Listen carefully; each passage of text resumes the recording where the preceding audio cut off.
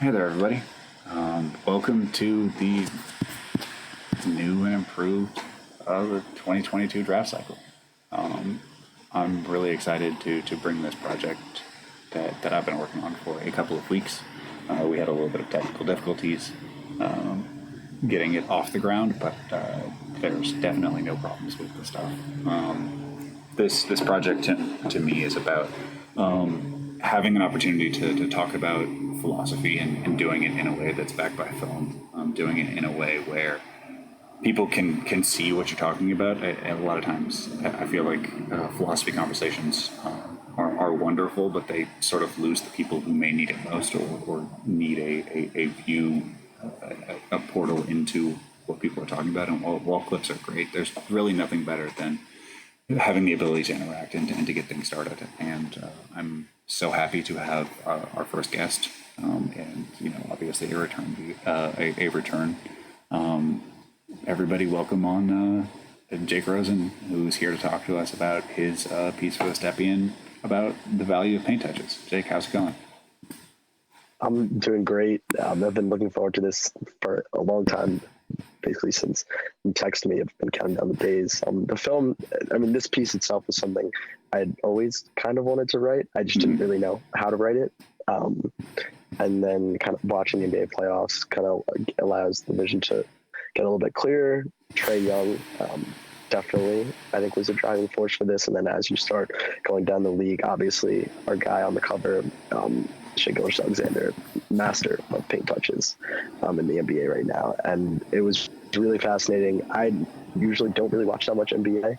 Yeah. In terms of breaking down film, obviously, you can only watch so much basketball at once. And between AAU stuff and college, I usually have my hands full. And the NBA is kind of just on the side, where you can just enjoy basketball, because God, is the NBA easier to enjoy than a lot of college basketball games. But it was just really, really fun diving into this. And like you said, something I've really wanted to hit on with this was finding players that people could equate these philosophical points to, and then clips to back them. I think that's where I've kind of fell short on philosophical pieces in the past, and it was definitely a point of emphasis coming into this one. Absolutely. I'm just really excited that you could be here with me, and to get into this. Just want to do a mic check. I'm still using the same mic. I'm hoping to get a new one soon. How am I sounding? Am I coming through on the headphones? Chat, give it to me straight on a scale of let's watch film number one to, like, I don't know, the best it's ever sounded. How are we doing today? And once we have a confirmation on that, we can hop on over, check in with our guest, and see this new format that we've both been dreaming up for a little bit. So yeah, mic quality confirmation. So we got a couple people here who showed up early to the late show. Can I get a confirmation? Then we can roll out. All right, I have got it. Yep. Okay, I got it. It's fine. That's the best I could possibly look for. All right, let's hop over. Fine is what we aim for. Okay, so this is the project that we've been talking about, calling New Fundamentals, where we just talk about philosophy.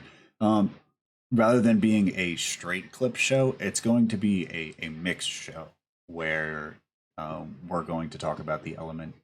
We're going to talk about the article at hand. We're going to use examples, and we got a wonderful start with this with Jake. So let's dive right in on the value of paint touches. So in your piece, you say that the biggest misconception about shot types is the idea that you can simply pick and choose quantities in each area. And you say that it's just not as simple as we need to take more corner threes. That, of course, corner threes are the upper echelon of shots, and the upper echelon of talents can scale their abilities to get those shots. But for the most part, shots are generated from tilting defenses, forcing rotations, and then capitalizing. Do you feel like that is the state of the game, just looking at talent broadly right now? I mean, I think it's a huge part of it. And I think that's why, and we were talking about this off the air, and this sort of, the finals is what solidified, where I was going with this piece. And it was because of the discourse on Twitter with regards to the Phoenix Suns and their shot selection compared to the Bucks. The Bucks were applying a lot more rim pressure. They were getting kick out threes compared to the Suns. There were a lot of mid-range pull-ups, a lot of contested pull-ups, and everyone was kind of clamoring for the Suns to take more threes. And it wasn't that simple. Chris Paul was obviously hampered and wasn't creating the same gravity that he once did. And while Devin Booker is a scalable offensive star, he just isn't quite there yet in terms of garnering a high level of gravity and then spitting these skip passes out to role players like Jay Crowder and Mikal Bridges. And I think that's where the Suns kind of fell flat on their face, is just where the offense kind of hit a standstill. And that's kind of where I was going with this paragraph. It's about, and I think you see this with the best creators, you see this with Luka and the shots that some of his teammates are able to get, because we know that the talent outside of him on that roster, they had no business taking that Clippers team to 7 whatsoever. And I just think that's kind of what I wanted to get at, is that you can't just pick and choose your shot types, and then that kind of segues into the value of these paint touches and how you can create them. Absolutely.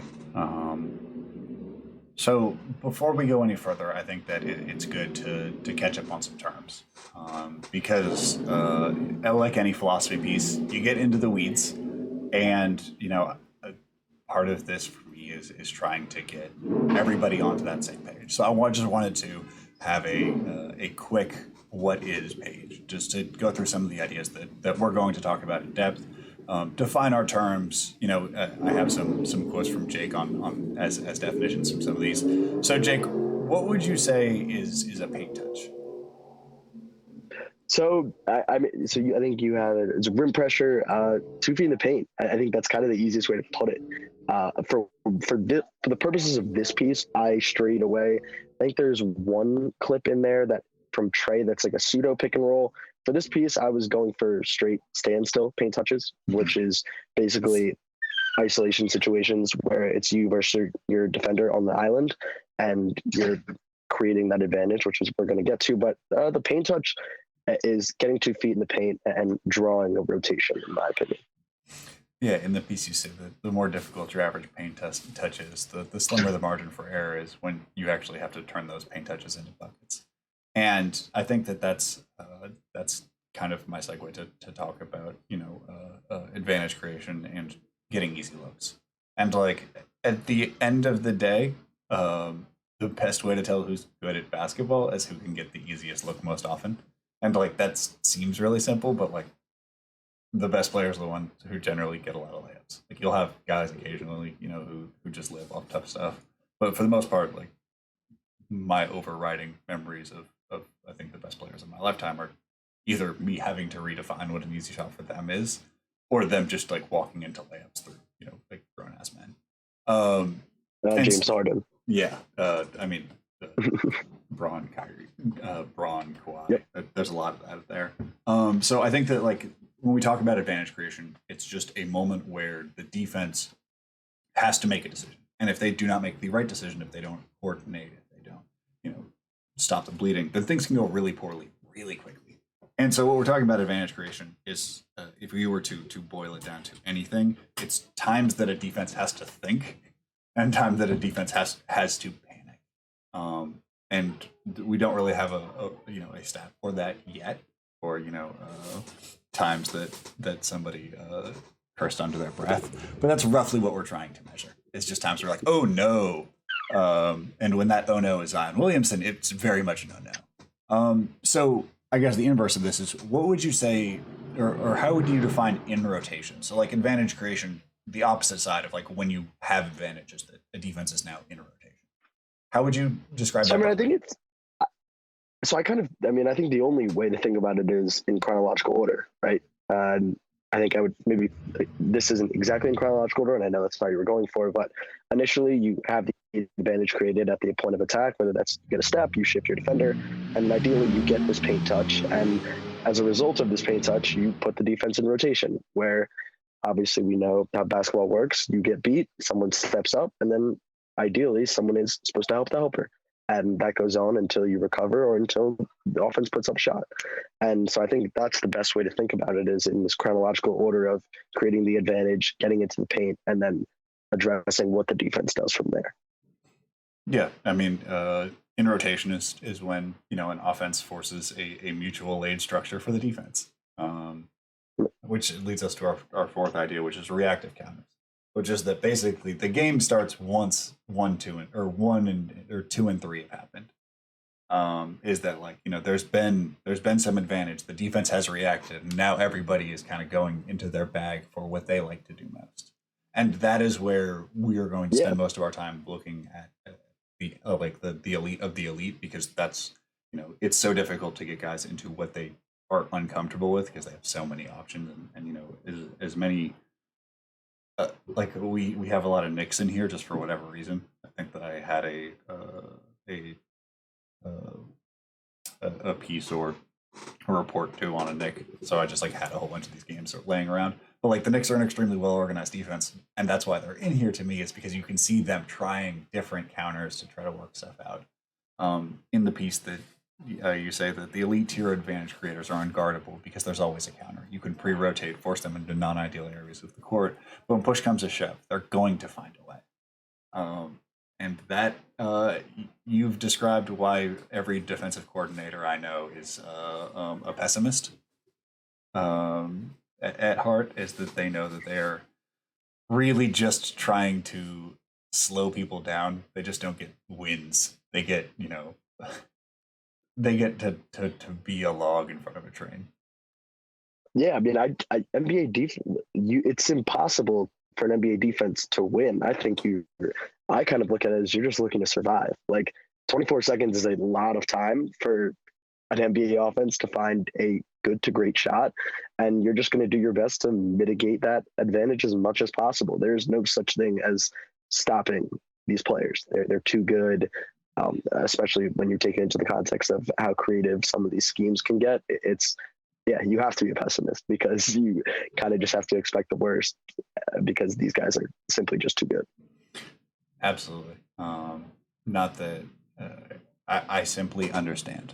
Every time I talk to a defensive coordinator, I'm like, I get it. At first I was like, you guys defense makes you unhappy. You just gotta all the talking and all the all the hopes and dreams, but really it's just the recognition that the rule book is built against you, and you got to figure it out.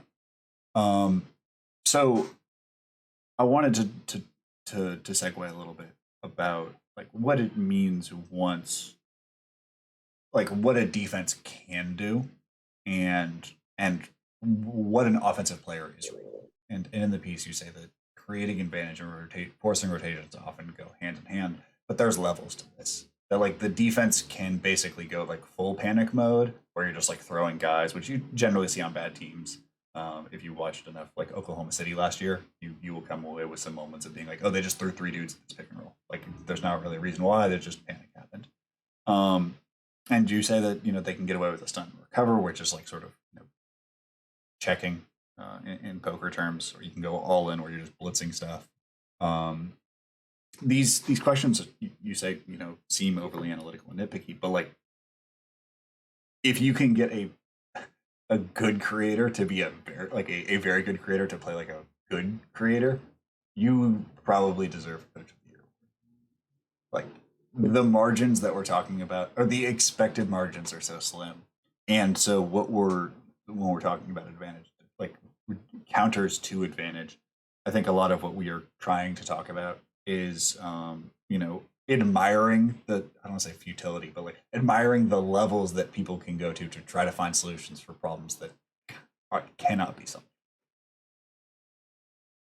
Yeah, and basically what I'm getting at with this is, a lot of times in these stunt and recover situations, all the energy gets directed towards the shooter, right? Is this guy a 35% shooter on good volume? Can I get away with selling out? Obviously, strong corner, you stay home. But I'm talking about on the backside, or just maybe on the wing when the guy is coming down down the alley. There's definitely levels in help in which you're completely selling out and you're forcing a complete rotation on the back end, or you're going to show and recover. And that's kind of what I was getting at is with these elite creators, you have to sell out. You don't have a choice versus the good to above average creators, you can get away with the stunt recover. And I think a lot of that needs to be looked at as a two-way street between the ball handler and the player who you're helping off of, not just the player who's the shooter, right? And I think that part gets a little bit overlooked sometimes. Yeah, I think that we do not do a good job. I don't it just mean it's really difficult to grade defenses according to expectation. In terms of like you are in a pick and roll with a dunker in the low side, and there is a hammer on the far side. Like you're in a very poor situation. Like you're screwed. And we often talk about defense in this pass fail environment rather than being like, okay, so like what options do you legitimately have? Like what outcomes do you think you get most times? I think that having a multiplicative understanding of defense rather than being like, oh yeah, you get stops or you don't, leads to really frustrating conversations where, like if it's all about stops, then you're just going to keep shuffling around because there's not enough stops out there, truly. And the best you can do is trying to think of real solutions rather than simply. Yeah, I mean, this is kind of taking me back to my high school basketball days when you're sitting in practice and you need 3 kills to get off defense, and you can make 3 perfect rotations and someone hits a contested 3 and you don't get rewarded, and then the group following you has like a semi-defensive breakdown and you miss the open shot and you played better defense than them. You don't necessarily get rewarded for it, and I guess that's a different conversation to have. Mm-hmm. But yeah, it's just when you actually evaluate these things and go through the multiple facets in which you should, I think it's frustrating because there's no real way to hang your hat on it, right? It's not as simple as, oh, we held them to 40% from the field. We did a good job. I don't know if you did. Maybe you did, maybe you didn't. But it requires so much nuanced conversation that, yeah, you hit the nail on the head. It's frustrating. And this is not me being soft on like I'm a well-known offense greater than defense guy. A firm D'Antoni disciple. In this house we do worship Don Nelson. But you also, like, when you're talking about defense, reducing it down to this binary both reduces the complexity of what is being asked of them, and also like the ingenuity of the solutions and like how much you have to execute properly. I think that if you reduce it down to binary, you eventually you will come back to the point of like, oh, actually all of basketball is really boring because like guys make shots and teams get stops. It's like you may not get there at first, but like that is the road that leads towards, and that is a point I never hope to get to. So that is all I believe our presage to really get into how do primary creators get paint touches. I think it cuts off just a little bit at the bottom, but it says modes of primary creator paint touches. And I broke it down into 4 general ideas of how guys get paint touches. The first being as a pick and roll operator, both as a roller or as like the person physically running the decision making. I think that when we think of advantage creation, we generally think of on-ball players. Like players like Amari certainly qualify. Like him rolling is a problem. He rolls with such gravity. Like those things are not rewarded in broad parlance. And I think, if nothing else, the guy in our second category is certainly helping that mentality change, which is physical tools in space is a way of just creating. Young Harden was like this. Young Braun was like this. We have Zion and Fox, where like if you make a mistake, they will punish you full stop. There's nothing you can really do about it. This isn't to say that like every person engages, like they're NBA players, they engage in all of these, but I was just trying to think of examples if a person wasn't as familiar with some of these ideas. The third one is feels, counters, and reads, which is just the game within a game where you do something one way the first time and you do it a different way the second time, and now the defender's like, well, the first time he got a bucket, the second time he didn't, so I'm going to stick with the second option, and now you are having people play game theory while they're running through floppy, and Klay Thompson is just pulling every single time. He doesn't care what you do. And then the final one is I just wanted to catch some of the more nuance isn't the word, but like some of the weirdness of basketball, which is just like how gravity works and how grifting works. It's just like you are a star, you know that teams are going to cover you a certain way, and you have to know that there is a scouting report on you that is fully dedicated to you, that has all the attention. You have to find solutions to that. Like, we can talk about how offense is naturally easier because of the rules of basketball, but at the end of the day, like 5 dudes who are dedicated to making sure you don't get 40 is a lot. And there are some real solutions and real this is to me an essential mode of advantage creation. And like, yes, part of it is reputation, where like some guys should not be allowed to even approach open threes. Like, it does not matter. Let them get a layup to not a bunch of threes. But like this, when you watch a game, that is an essential part of that game story and how it proceeded that way. Do you feel like this is your first time seeing this list? Do you feel like I did an okay job getting the 4 core idea, like the basics of how a primary creator or somebody with really high usage, have Amari and Zion who don't necessarily make decisions? Pretty good. B minus. Yeah. No. I mean, I definitely agree with it for sure. I mean, I like how people Zion obviously has his own avenue of getting paint touches, but it's the same idea that we're going for. While Amari on the roll, yeah, he doesn't technically have the ball in his hands, but he's causing a rotation. He's going to demand a pre-rotation on the roll, and he's still doing the same thing. He's having the same effect that someone would have with the ball in their hands. It's however you can draw rotation. So while yes, this piece and the stream is focused on quote unquote self-created paint touches, someone like Amari is going to have the same effect. And I know that if Zion was employed as a role man, he's going to have the same effect too. And I think this is what we were getting at in the discourse in the NBA playoffs when we were talking about the difficulties of drop defense, and Jokic was kind of getting shredded.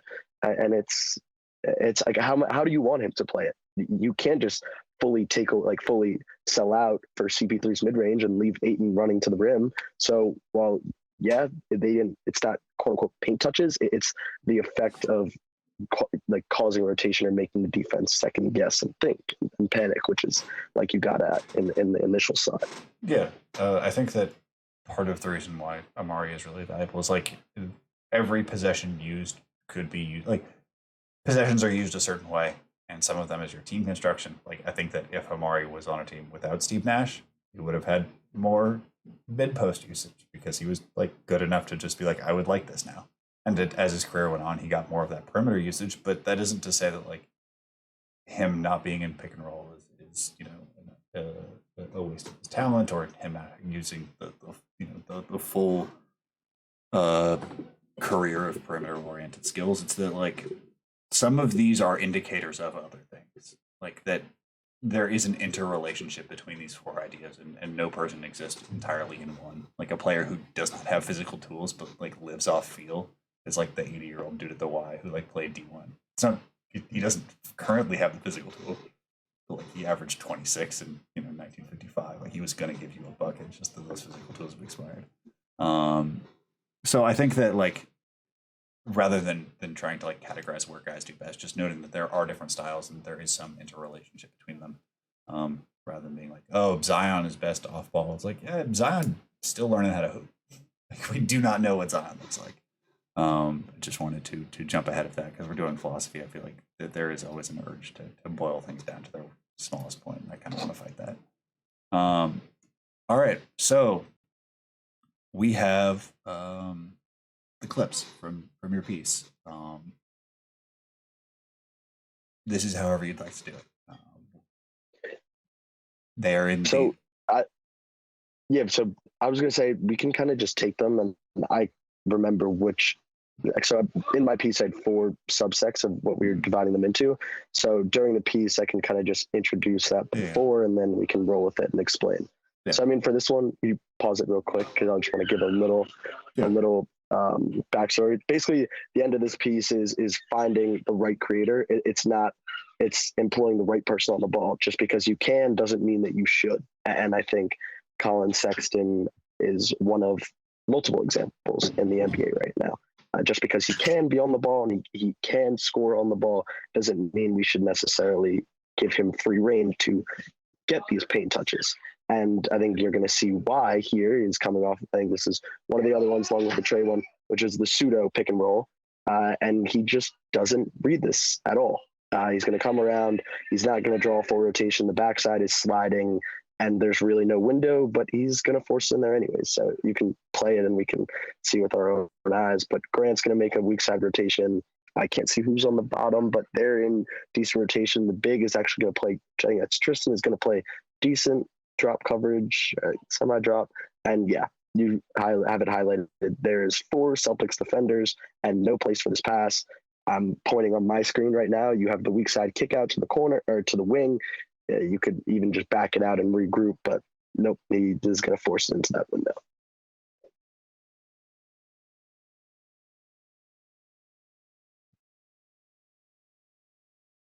Perfect.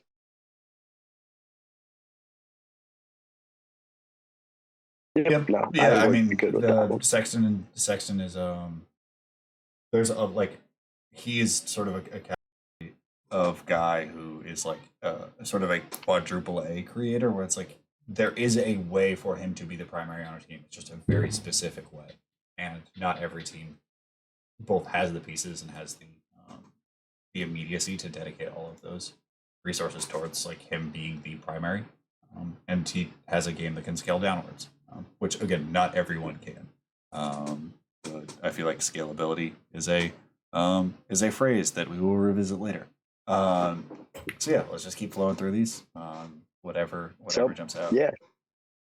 Dennis Schroeder is valuable. He obviously had his woes towards the end of the season, resulting in him losing on quite a bit of money. But he is very good at applying rim pressure, and he's very thirsty. You're going to have him out on this island with Conley. Yep, Conley, Gobert. I like how you highlight Gobert is not under the paint, and he's just going to take advantage of that very quickly. Quick change of pace sells the pull up for a little bit, but it's about recognizing where Gobert is, which is much higher in the paint than I think Mike Conley would like, and he's just going to lull him out there for a second, and that's an easy blow by. Yep, they run this little ice buster, and then it's I think Bojan's rotation, which is like that you've got to win that foot race. Good recognition, but like that's the right play in that moment. Yeah, and so this was another one. This one we pause on the pickup point here. So is this? I can't remember if this is the floater or.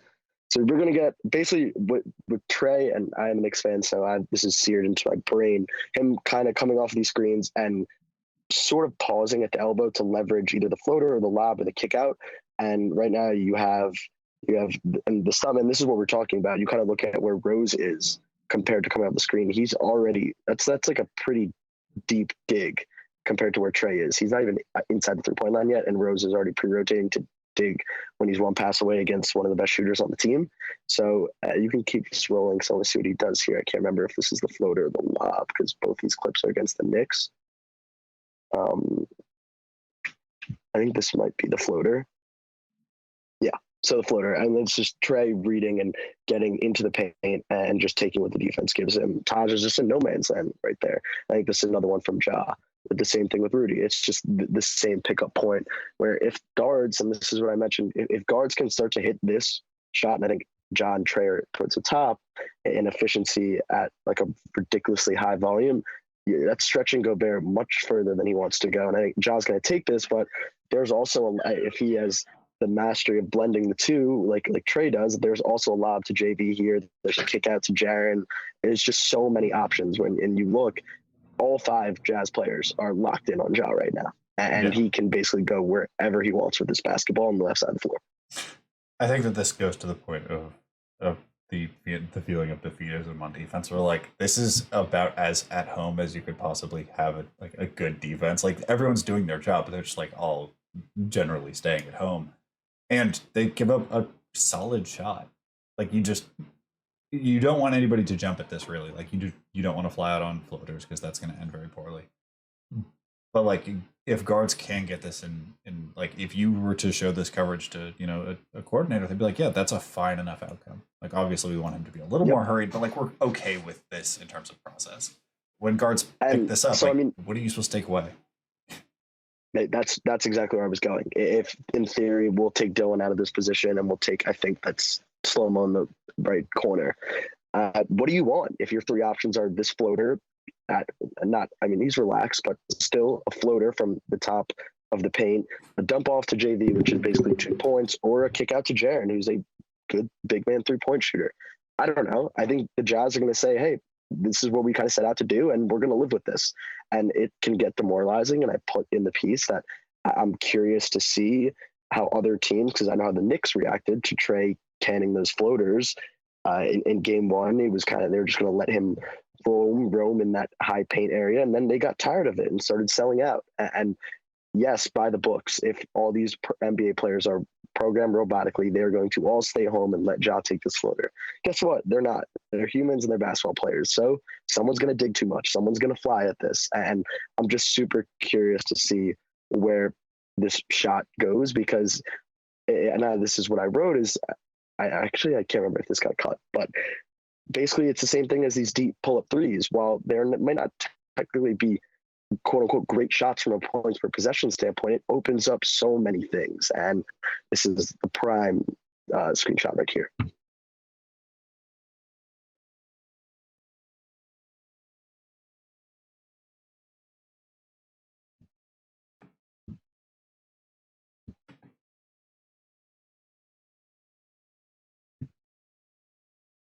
This is the run back so on each one. This is going to be the lob.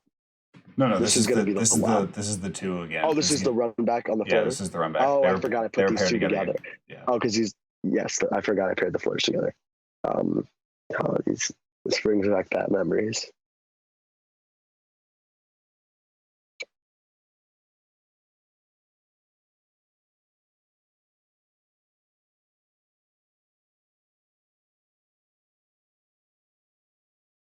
But I mean, just looking back on this again, what are you supposed to do?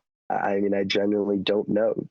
Maybe Donovan stunts a little bit more there since Dylan's kind of lifting out of Ja's peripherals. Again, I don't know. It's a tough shot, but that's the value of it. And this one is super fun from De'Aaron. Just physical tools. And again, we talked about being on the strong side, not wanting to dig. And I think it's Ingles. Ingles is just, not that I don't think it would matter anyways, but De'Aaron sees that lane and he is just going to accelerate full throttle. But again, it's about reading the defense beyond your point of attack. Yeah, that looks fun to do. And that's what Schroeder did. That's what De'Aaron did. You see Harden do that a lot. It's taking what the defense gives me because I know that beating my man off the dribble isn't going to be a problem. And he sees a wide lane that is kind of just inviting this straight down the shit. And Rudy wants no part, which is, you don't say that very often. I mean, but that's the physical tools we're talking about. That's the right business decision for that particular moment. I'm not going to begrudge him for being smart. This one is special to me because it sort of highlights why Harden is puts so much pressure. One, he makes sure that there's not big men on the floor. He just plays dudes off the floor. And two, he makes your corner rim protector. I'm sorry, it jumped over. Give me one moment to hop back over. He makes your, either small ball five or whoever you've placed in the corner, make extremely high level business decisions as an expectation. So your decision is to let James Harden have a layup, try to hedge onto a cutter, or sell out on the court. There's not a good choice among those. There's not a safe thing, and that is just the root decision-making endpoint of how James Harden plays basketball. And there's so much on top of that in terms of the pickup points he uses, his weird timings.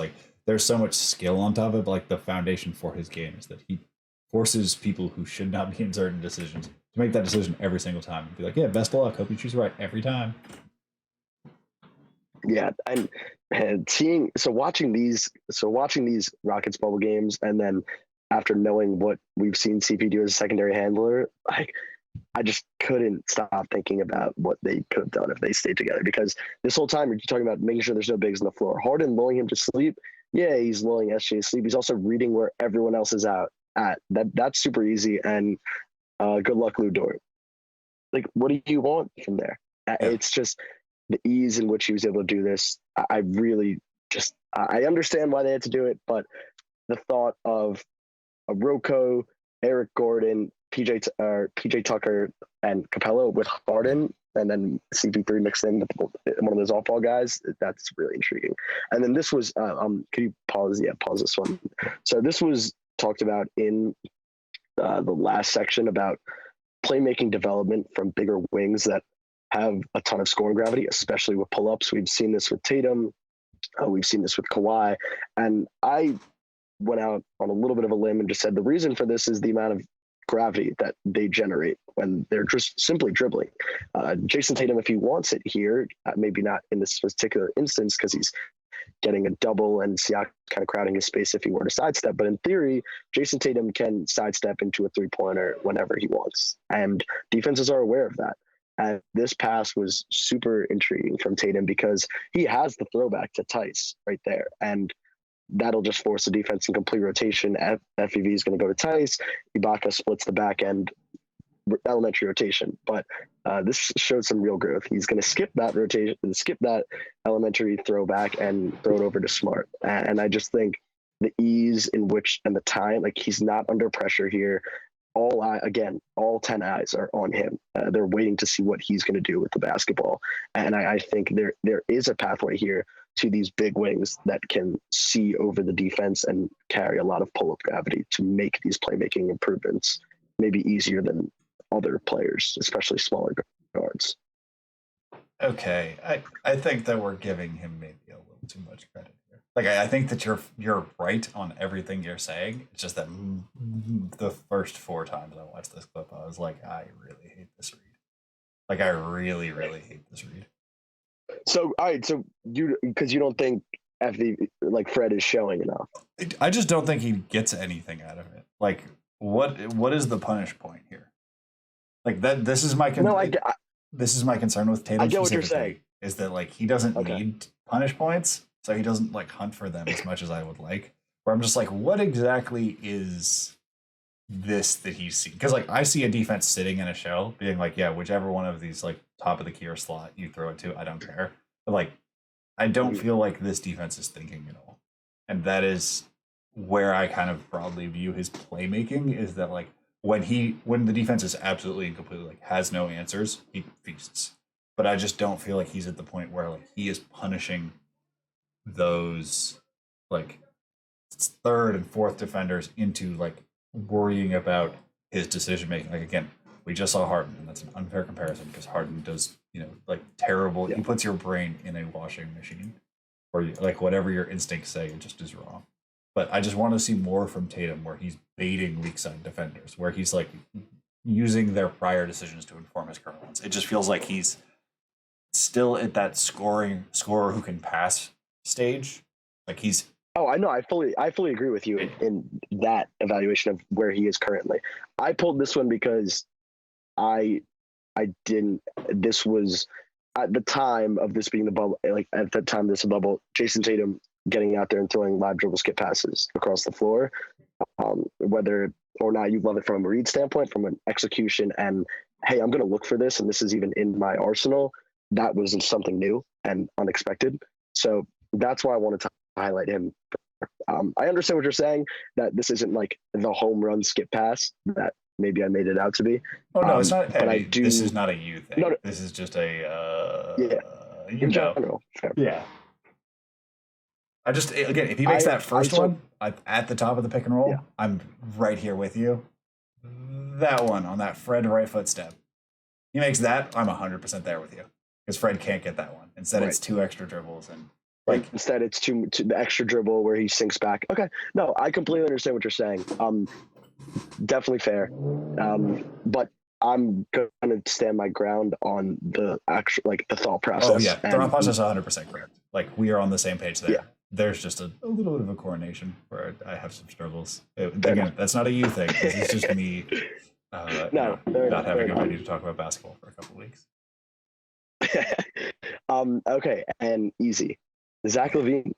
That was the finish was not, and I think that just goes to show you how difficult it is once you get against these NBA. I don't even really, is that Roby who's going to slide over?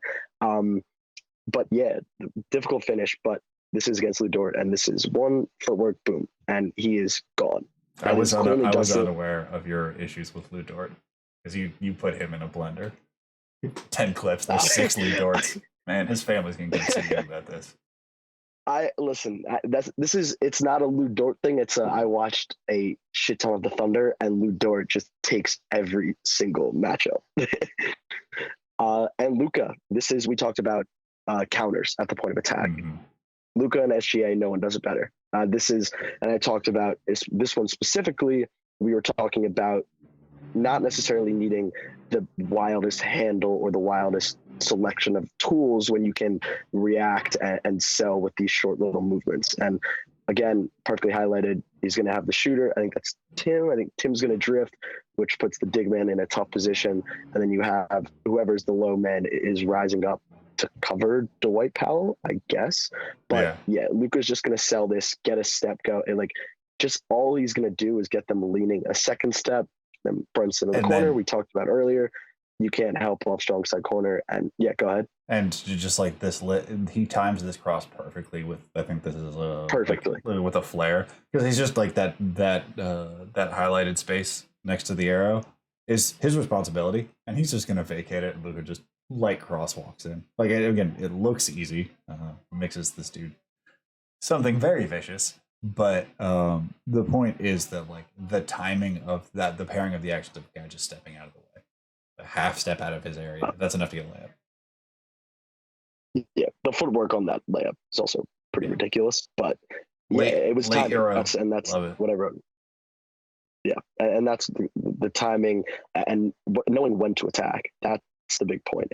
He's jumping out here. I'm getting him sliding, right foot extended, and you're going. And it's just, he looks so slow in slow motion. It's so funny. And then, getting through that sliver of space. That's pretty cool.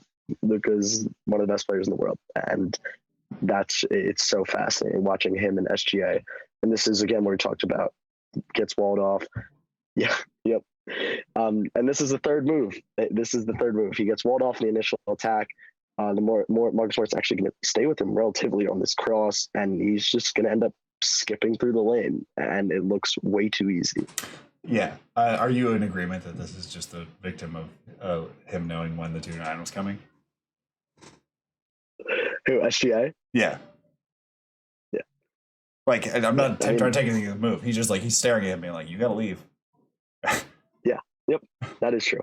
SGA was going to get what he wanted eventually. I just thought it was hilarious because this is like as good as you can get at the point of attack. The first move is like completely walled off. He gets to regroup. He's going to stay with him on this one right here for a split second, and it's just nope. My strides are too long, and I'm going to extend, and I'm going to get a layup. Yes, obviously. I think I like what you pointed out with the help was going to have to clear eventually, but yeah. I mean, I'm not saying that to take anything away from him. Like, understanding when players are 2-9ing is like real superstar activity. Like, it's in the same way that Luka does with this move, where he's understanding like this. There's a responsibility to deal with this flare, so he's going to lift. So if I time my cross, I can basically cross 2 dudes at once. And Shea does the exact same thing, where it's like, oh, PG has to leave. He's been trying to fake double for almost 3 seconds. Okay, all I have to do is sell this. If I go middle, there is nobody middle. And like, it's not that he gets this on a technicality, it's that being a star means winning on technicalities, of knowing like, oh yeah, he's got to leave. I'm going to just walk in there and like talk about getting abandoned by your coverage. This Morai does everything you could possibly want. He's like, yes, I've walled him into help, and Paul, I'm sorry, I had to leave. Yeah, and is that Kawhi? Maybe Kawhi could take a little bit more of a step on that dig, but I mean, again, we're just so nitpicky on the margins here. There's nothing you can do. yeah, That's why these guys are so good. 25 drives a game for SGA this year. we're gonna get there. Um, yeah, Shay's a lot of fun. I'm glad that we get to spend quite a bit of time with him here. That little hezzy that doesn't seem like it should work, but always does. And that's the thing with him and Luka. It shouldn't work, and that's it kind of took it right out of the piece. It's not going to pop on a mixtape, and it's honestly baffling when you consider how the frequency and volume in which they bend the defense. This shouldn't work, but it's just he's going to get. It's just getting into the paint, and then his footwork creativity is absolutely off the charts, and there could be a whole other piece and stream, I'm sure, on Luka and SGA's finishing craft and footwork and the decel and the counters, but just getting there in the first place, you can't get to the rim without that. So here's the lob. This was the killer all year. Yep, the perfect pickup point. Knicks are kind of in no man's land. I think that probably should be RJ's tag, and then Reggie drops. Taj is kind of there, kind of not. Julius Randle just doing absolutely nothing in pick and roll defense, but the Knicks. This is what the Knicks struggled with the entire series. They just didn't commit, and I don't know how you're supposed to commit when you just have a wizard like Trae Young constantly probing inside 10 feet. I don't really know what there is to do.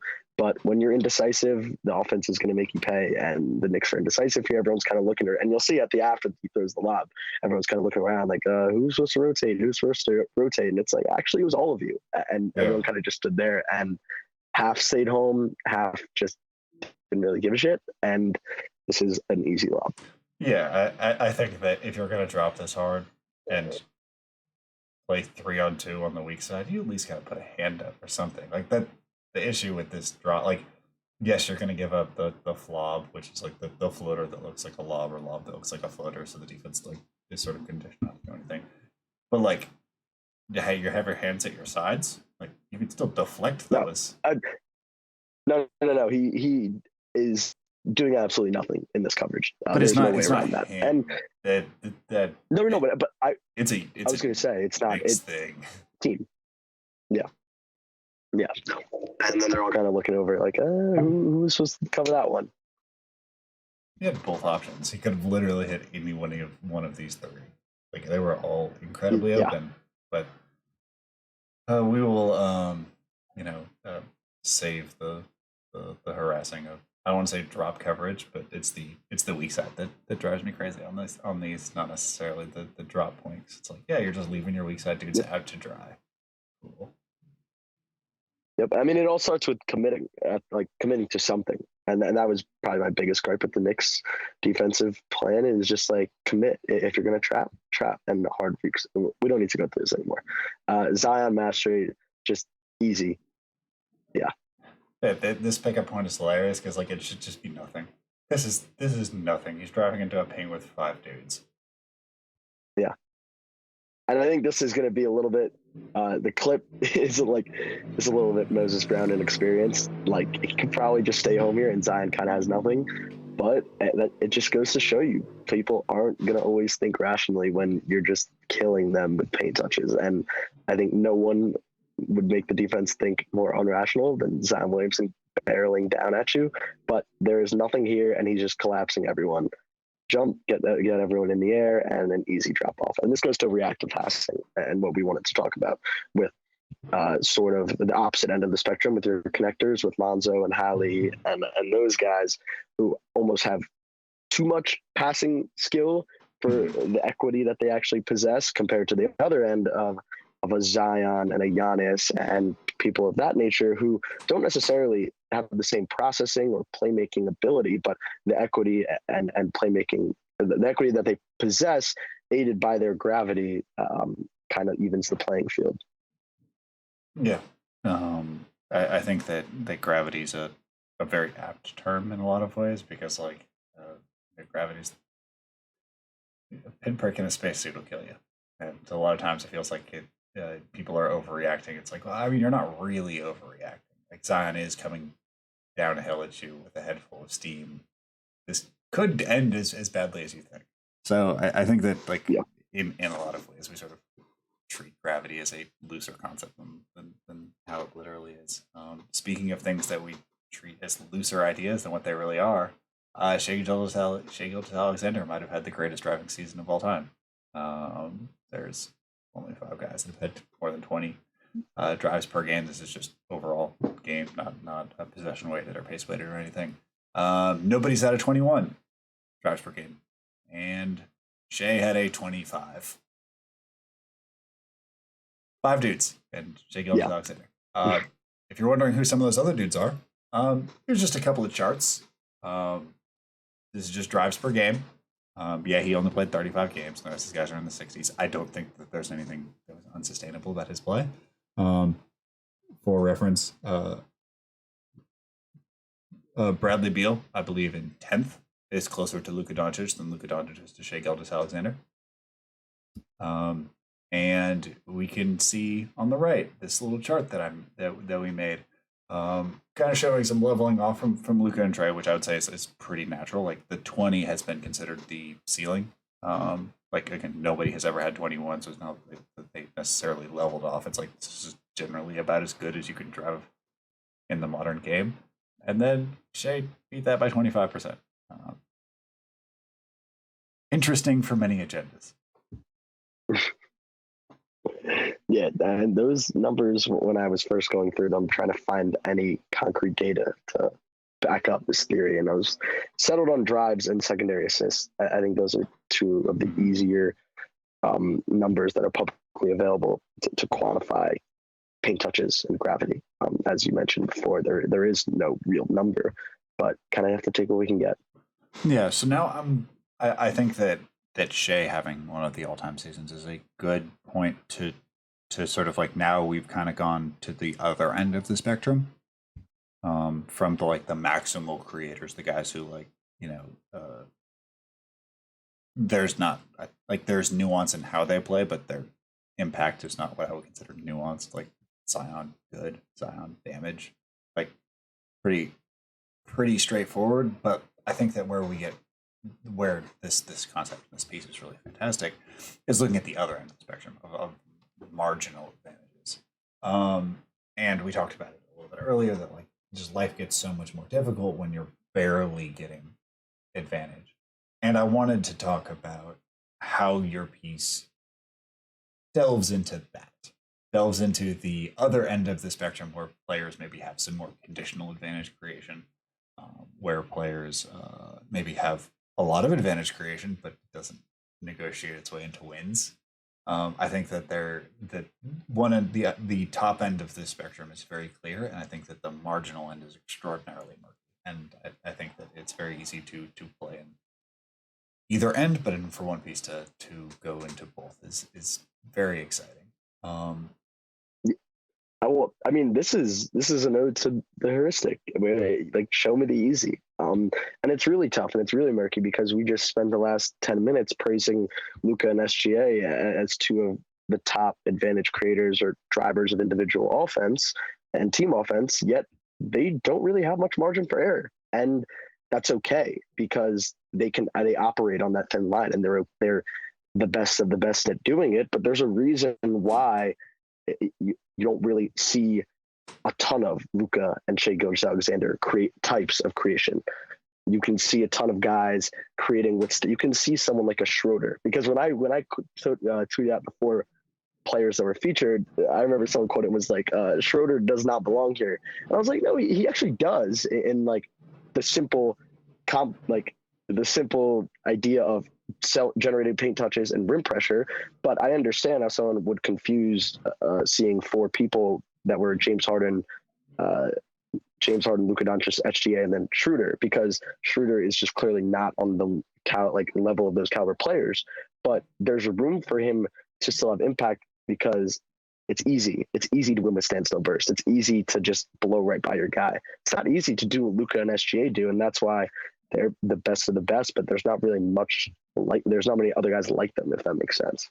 Yeah, I think that like one of the things that drives per game does, and like secondary assist do, is that like it measures advantage, doesn't necessarily measure the well-roundedness of your advantage. And so like Dennis Schroeder does two things well. Like these are the things. If we were to then like, say like, well, what's the correlation from this guy and the rest of, these other four players are very similar. Then you have one player who just happens to be, an outlier at what he does. I mean, this is a Ish Smith memorial space as well. And like, that doesn't mean that like Ish should be an NBA All-Star, but like there's certainly ways to slice data to show that Ish is a 99th percentile advantage creator from like specific situations. And I think that those things can be true. It's just that when we have lists that are dominated by superstars, the appearance of players who are superstars in their specific skill set that doesn't result in superstar talent can cause some cognitive dissonance. Speaking of cognitive dissonance, speaking of marginal winning on the margins in the toughest way possible, there's a paragraph in here that I found to be extraordinarily interesting, and I'd like to read it to you. It's that evaluators in the Twitter space praise these connectors, preying on advantages created by others and using quick processing to deliver a knockout punch. But I've always valued the creation aspect a little more than most. In order to deliver the final blow, somebody has to bend the defense and reach that advantage in the first place. Straight up, my favorite paragraph of the entire piece. It's an idea I've been trying to portray for a little bit now, and it's on the docket sometime to actually go into these connectors and try to quantify their value. Obviously, it's taking on an impossible task, but using film and how to identify them with some college queries, and obviously that's just way down the rabbit hole. But in this one, it all sounds great in theory. It all sounds great when you're attacking tilted defenses, you're attacking hard closeouts, you're doing 1 to 2 dribble pull-ups, you're making decisions off of defenses that have already been hampered. And I get it all, and it's incredibly valuable. And that's not to say that this player isn't someone I would love to have. I would love to have Tyrese Halliburton on my team. I wanted the Knicks to pay Lonzo the money he got and a couple million more. The money he got from Chicago, and then it's a couple million more. These players are incredibly valuable, but I think everyone needs to understand that their value is somewhat dependent, actually fully dependent, I would say, on someone creating this paint touch. And so while I do think these creators are absolutely valuable and in some ways necessary if you want to win a championship and compete, I think there needs to be a little bit of rewiring as to how we value them and how willing we are to swing on these people who might have the star up. I hate saying star upside. I can't believe I just said that. The upside to create paint touches and drive offense. Therefore, to enable these connectors, and therefore they can be valuable. But I think it's understanding that. And it's tough because, and this is something I got at with Franz in the piece, is I would never say, hey, I'm not going to pass on the connect. I'm not going to take a connector because I don't have the person that can drive offense yet. I mean, I think that's how you get into a whirlwind of swing and misses. And like, there's nothing wrong with building the correct infrastructure that might include a few of these connectors. It's more about understanding their value as prospects and as players, and recognizing that, hey, these players are great, but they're also dependent on someone to really shift the defense, and we should also prioritize those guys too. I really shouldn't have showed you the slides ahead. You're really doing some work for what's around the corner. So I wanted to talk about reactive passing, because I think that you're absolutely right that like the value of a connector is sort of an exponential thing. It's not like it's not. It is directly proportional to what has happened before it. And like, yes, they can add a lot to the table, but like a connector does not automatically win you X number of games. It can take you to the next level, but there is not a baseline of compatibility with winning, and there needs to be a sort of limited and pretty narrow, a very narrow set of circumstances for most connectors to succeed. And in this piece about reactive passing, which is sort of like the essential skill for any real connector, is that like they can't create any advantages, or else they'd be a much different archetype. So any advantage that's present, they have to either like live off of it in terms of passing or be a knockdown shooter or some combination of both. It's one of the most steady through lines you'll find of this archetype. And in this piece, you say, amassing a large amount of rim pressure will consistently demand rotations, some that are even hyper-aggressive, purely in response to the anticipation of what typically happens. Due to these tendencies from defense, there is a pathway to being a plus playmaker without checking all of the boxes that would usually need to be checked. I tend to think of interior passing, drop-offs, lobs, etc., as the simplest form of playmaking. It's essentially a one-stop read, assuming there is an otherworldly help defender behind the play, and doesn't require the broad view court mapping that comes with skip passes.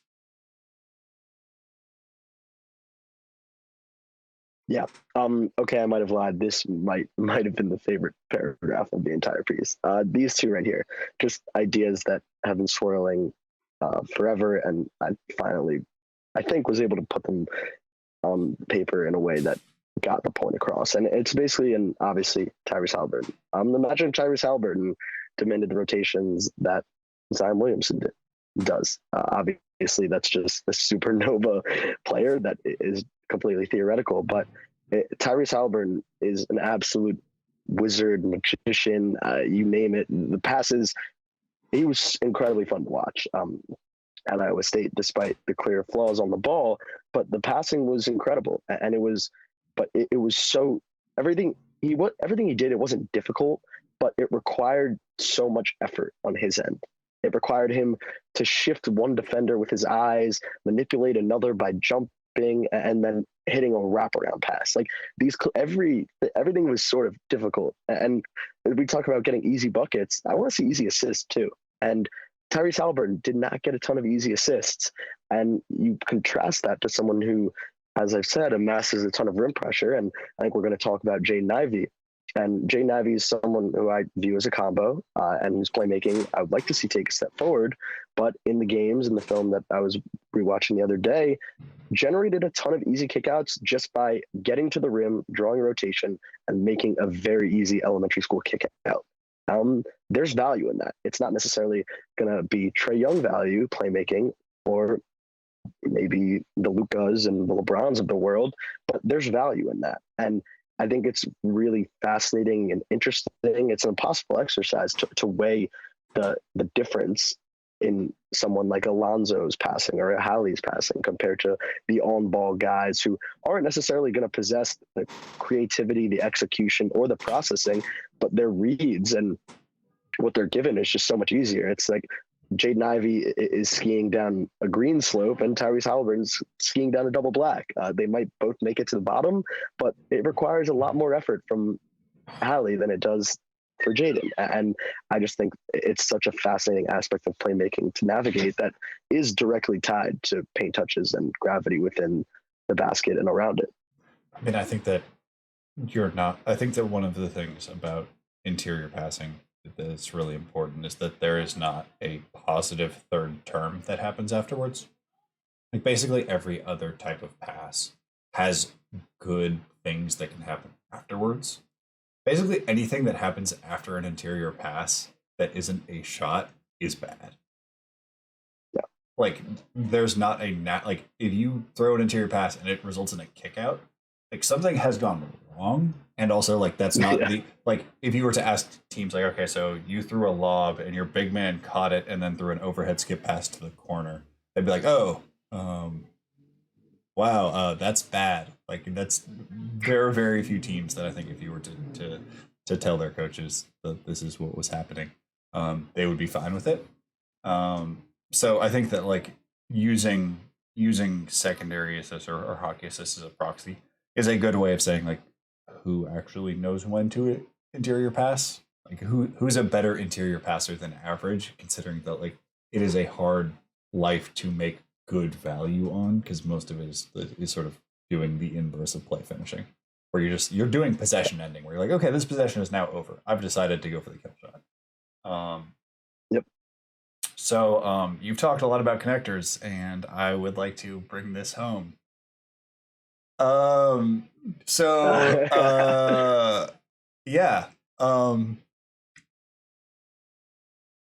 So you've decided to say a lot of mean things about connectors, and that that at the end of the day, it's it is really hard to make your living on having to be an A+ passer. The problem is that like the NBA has historically fallen in love with dudes who are B+ with potentials to be A's at advantage creation,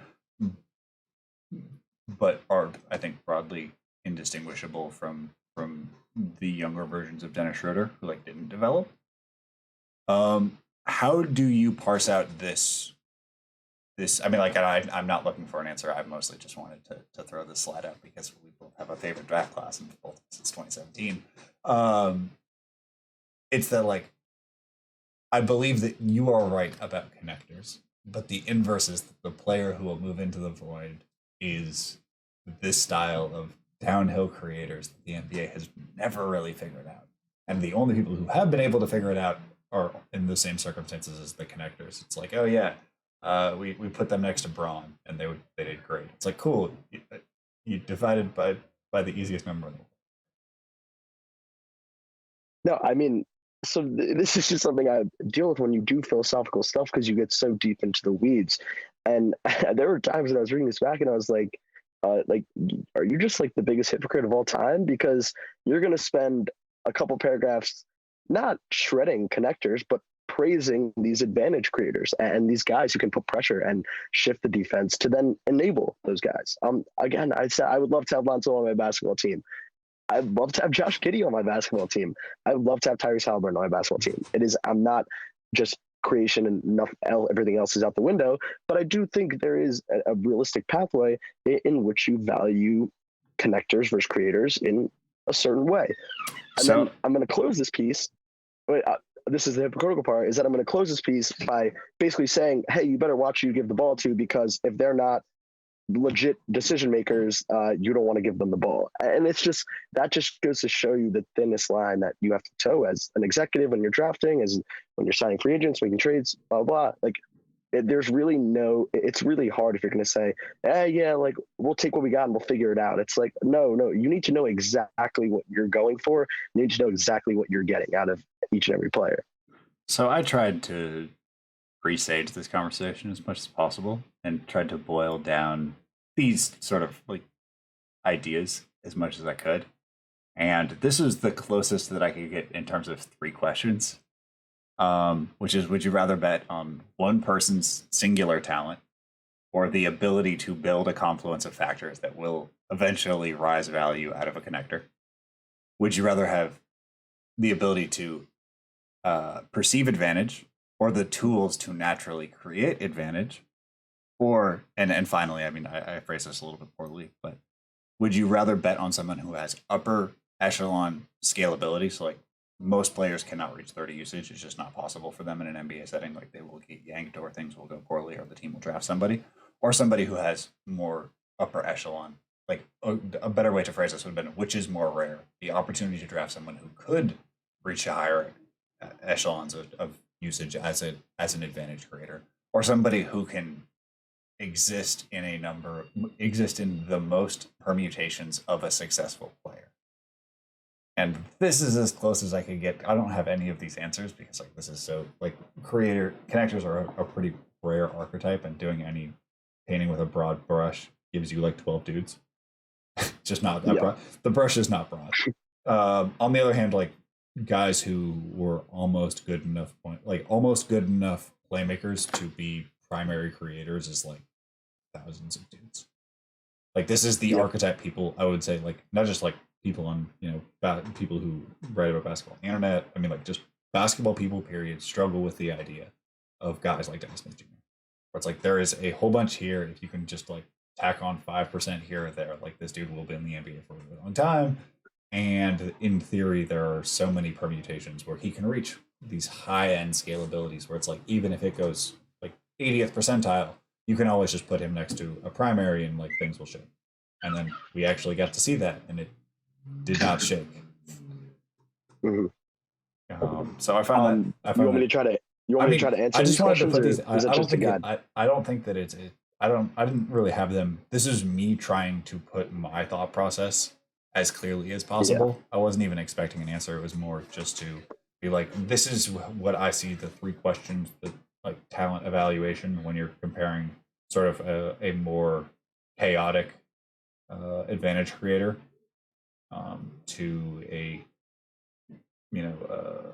more exponential type of like team building process, like a connector. And I don't have any of these answers.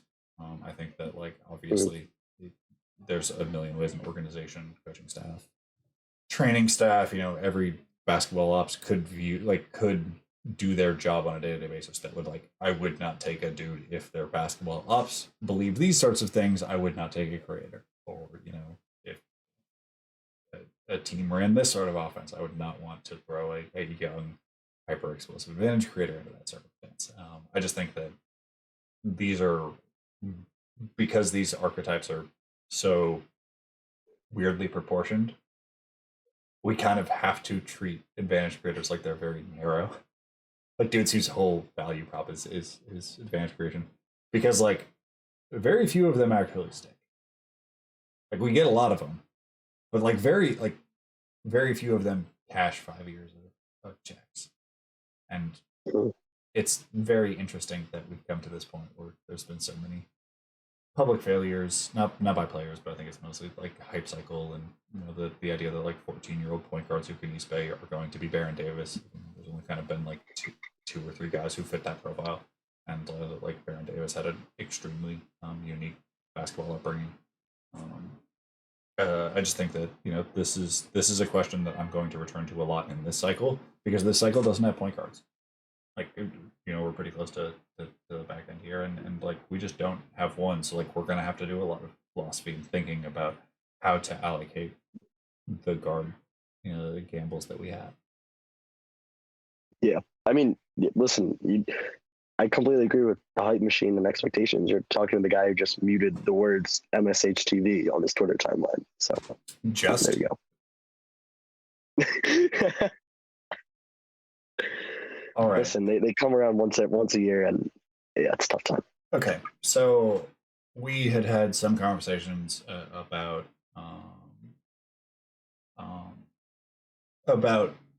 this, and this is sort of a new idea that I'm really excited to hear other people's feedback to, because we've been talking about this for a few days now. So I tried to find the 5 ways that I think a player can go from not having advantage creation to being able to do it at a passable level. Thinking specifically about the 2020 draft, and that the idea that somebody is going to be drafted in the lottery as a guard. We do not know who. There's a wide field. We get some pretty good odds, but somebody is going to do it. And I tried to think of, just thinking historically about how players rise, about the 5 ways you can go from whether you're in the 2021 cycle or you're just a guy who isn't highly regarded as a guard, by NBA circles, to being an actual advantage creator in the NBA. And I came up with 5. We came up with, this is not me. We definitely worked on this. You're the one who wrote this article. I just put together some slides. These are the 5 ideas we came up with. The first one is handle craft. It's the most straightforward, just being able to get where you want with the ball, being able to sell your moves better. A lot of guys don't actually have that great of handles. I have clips about this, because handle means a lot of different things to a lot of different people. I'm gonna skip 2 and 3 for a moment and jump to 4 and 5. 4 is the one that I think meets a lot of the guys that we were just talking about. These guys who are really good advantage creators, but kind of struggle to be good point guards. And that's players who have poor usage alignment. So they're basically playing a role in their pre-draft situation where they will not do that at the next level, either because they're not good enough to do that particular skill, or it is a context that is basically getting returns that will not exist for an NBA team. So Jalen Brunson isolations were a thing. Or just 1-4 fly, we can go.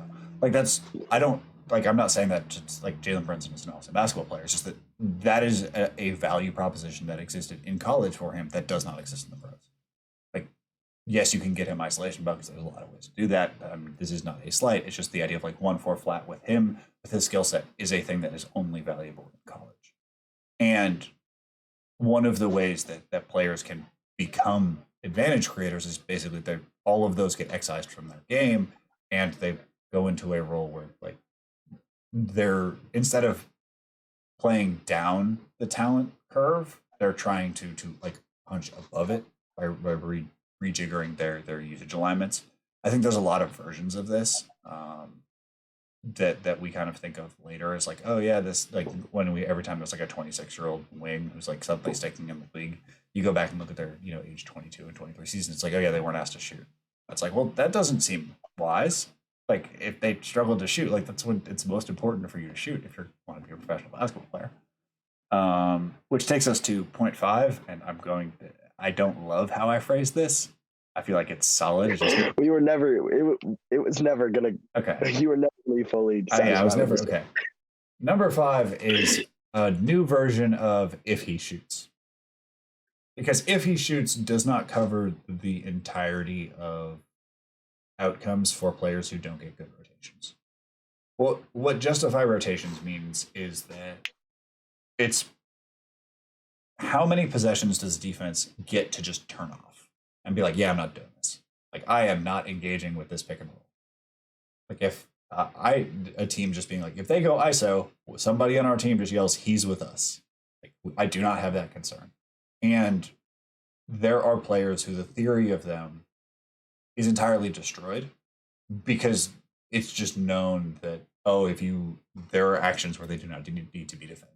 There are situations where they are not a threat. So if we are, say that you have a player who's not comfortable attacking out of DHOs, it's fairly rare, but, guys who just like don't have the hip mobility and don't have any posterior chain to turn the corner or whatever.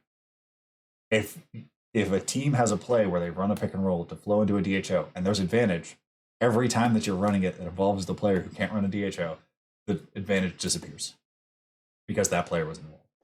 And if he shoots, only covers closeouts, and that's not really the thing that I'm trying to target here. It's basically any possessions that can be nullified and that advantage exists because a player has an overlap with what a team wants to do. And so, like, if you don't shoot, like, we sort of saw this with like younger Blake Griffin was like, if you don't shoot, like teams will just go under everything and start to clog up your passing lanes. So even though you can pass, your passing has been neutered because those players are now standing in the passing lanes because you don't get the respect for that specific rotation. It's not about his ability to shoot a basketball or not. It's that the defense does not have to consider that possibility. And so they can reallocate the resources it would take to just like provide an average closeout on Blake Griffin. But it's better, again, it's not that he's a bad shooter, it's that energy is better spent fighting against his passing because his current mindset does not justify rotation. I know this is slightly more complicated than if he shoots, but I think it does a better job of covering more players. Yeah, no, for sure. Does this make sense so far? For like 1, 4, and 5? I know I can hear the concerns about 2 and 3. I made a specific slide for it. I didn't even try to bother with it on this one. Does anybody, before we move on, does anybody have any questions on these ideas so far, or like what a quadruple A player is? An example for a player who didn't like justify rotations would be like Justin Anderson at Virginia, and like extended into the NBA. I think that you'll often find players who fall into class number 5. The problem maintains. If it's exploitable at a lower level, like you need an intervention at that point. Okay, so we're going to jump on to movement skills and the difference between movement skills and physical development. Jake, any questions on or ideas on these? Okay. Nope, all good for me. Beautiful. Okay. So we initially had like 6 or 7 of these, and I boiled a couple of them down to try to find this split. And I'm pretty good with it right now. But I'm really excited to hear other people and how they define the difference between this. So like to me, there is a fundamental difference between physical development and movement skills as it pertains to players becoming advantage creators. I don't think this applies to every area. Like obviously, like defense, like you can do as many sit-ups as you like, but like if you can't move your hips well, like you just can't be a good point of attack defender. So the way that I phrased it is physical development is all things that determine when a player is getting to a spot. You're strong enough now to get off the floor faster. You have enough core to be able to jump 36 instead of 34 inches. You now sprint down the court in 4.1 seconds instead of 4.4. Those are the things that I would broadly consider physical development. It's just the stopwatch of it all. Like not thinking about what happens, and just if you were to view physicality as a spreadsheet, that falls into physical development. So like oftentimes we say like a guy has to put on muscle. I don't think that that's what we mean. Like a lot of times we don't mean he actually has to put on muscle. We mean movement skills. Now, movement skills are none of those things and all of the things that are how a player gets to a spot. You can get to it in 4.1 seconds. Like Shai Gilgeous-Alexander, I don't think tests well in almost anything. Like truly, like there's some probably like you could build the physical. Like if you just do the NBA Combine, like what does he win at? Like pretty much nothing. Right, like he's not particularly fast. Like he might, if they do some of the flexibility stuff, he might do really well. But like, it's not. He did not go from being a like 4-star kid to a Kentucky kid to a lottery pick because he got stronger or he ran faster. He got there because he developed how he got to those spots. That like he was able to have these weird knee angles, and like yes, there is a physical component to that, but it's not quantifiable in that sense. It's about like the way that I think about movement skills is like their quality of life things. That like there's some clips that I have about this. They're like one of the tests for what's movement skills and what's physical development is that when you do movement skills, a lot of times, like I mean, you've trained people, they say that feels weird. Nobody after doing a bunch of push-ups says my body feels weird. There's like, dude, I feel great. I'm yoked.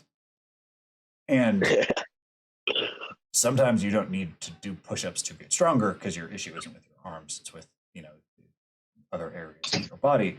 And so like anything that could be considered acquisition versus like gains is movement skills. And I think that we have a lot of guys who are super physically developed and have terrible movement skills. We also have guys with great movement skills who do not have physical development. Hello, Alexei Pokushevsky. And so like by dividing this allows us to have a better idea of how a player would learn. And because like not every development program is good at both, or one or the other, or has a history with one, or if guys are very physically developed, they struggle to put movement skills on them, but they're fine if they're not physically developed, because like a lot of them are rudimentary or rehabilitative. It's rehab. People struggle with rehab. Some people struggle with rehab, but they're fine with the building from a flat base. So like by separating this out, I think that there will be less misses of a certain type when you're trying to figure out advantage creation. Does this scan it all to you, or have I just done a big brain and gotten very dumb? Definitely scans to me. I mean, we were talking about it. I get where your head's at. Okay. I mean, I'm not saying this is the new like the new truth, but I'm just trying to not have the same conversations in a class that I really. I mean, I feel like I've been pretty open about the fact that like evaluating guards hurts my spirit, because guards have a lot of duties, and a lot of times like the fourth best guard is just a lot worse than the fourth best wing or big. When you compare them to what their NBA expectations are, and like at least I'm hoping that this can spark some more fun conversations when we look at the guys that we are going to evaluate in this class in terms of these things. So I'm just going to flip through really quick, and I believe now I just have some of the clips that I have before we look ahead to 2022. Actually, we don't even have to do my clips. Let's just jump ahead to 2022. We spent an hour and a half. You can see Patrick Williams do some weird arm stuff. You can see all of that. I think that this is fortuitous because I know that I've kept you for longer than I claimed I would need to. But basically, what we're going to do is we're going to walk through each of these 5 ideas. Talk about a little bit of what it looks like for 2022. Talk about maybe how things have changed for you as you've gone through this process. And just like, we don't have to spend long, just like ideas, imagining for whatever reason that this is now how we have to evaluate. You know, just playing the game of like, okay, so let's pretend that we're now looking at this class that struggles with advantage creators, and these are the 5 lenses. What does improving your handle look like statistically and on tape for you? Like when you improve your handle, how does that express itself in advantage creation? You talked about, interior passes being problematic because if you need them, you're not a good passer, but if you don't have them, you're probably a bad passer. That's sort of the Dennis Smith theorem. So if you were to, we've talked about drives per game. Obviously, with freshmen, that's a little bit more difficult to get stable numbers. It's tracking data. Like, what would you, for someone who says, like, I think I have a guy who's I think I found some guys whose handles have improved. What should I be looking for? What would you get? What would you guess? I mean, the statistics is really tough. I think I would lean towards the drives just because that's the closest thing we have towards like something that tracks you beating your man, which is essentially what having a good handle is. I think it'd be much more evident on film, and I would specifically look for how like the difficulty in your wins, how that's changed. Let's say you say I have a prospect who's improved his handle over the past year. Okay, let's take a look at his isolation situations or situations where he's forced to leverage his handle in the past from a year ago, and we'll look at it today. And I mean, it's quite possible that by relying on other aspects of this advantage creation, they could have been winning still prior to this development. But I think if you truly did develop, I think the easy, like the casualness in your wins is going to be a lot more frequent, I would say. And it's not to say, I'm not saying like it only took you 2 moves to beat them, because like realistically improving your handle could lead you to throw out these multiple move counters, which are useful at times. So it's more about the ease in which I would say maybe the space difference in terms of like, are you beating this defender with him riding your hip, or are you beating this defender like the Zach Levine clip we saw where Lou Dort is behind him and completely out of the play? I think that is probably a decent litmus test. Yeah, I mean, I ask not because I have the answers. I ask because I think that it's a really interesting question.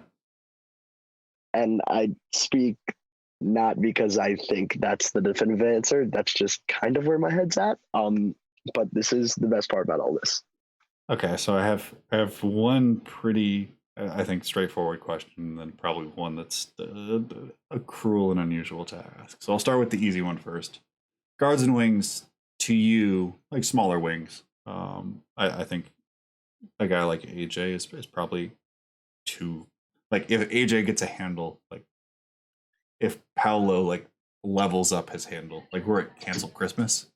So like I feel like that's not necessarily who we're looking for. We're looking for guys who, like, if this happens, their prospect levels like totally changes versus a guy going from like an excellent prospect to like, oh boy.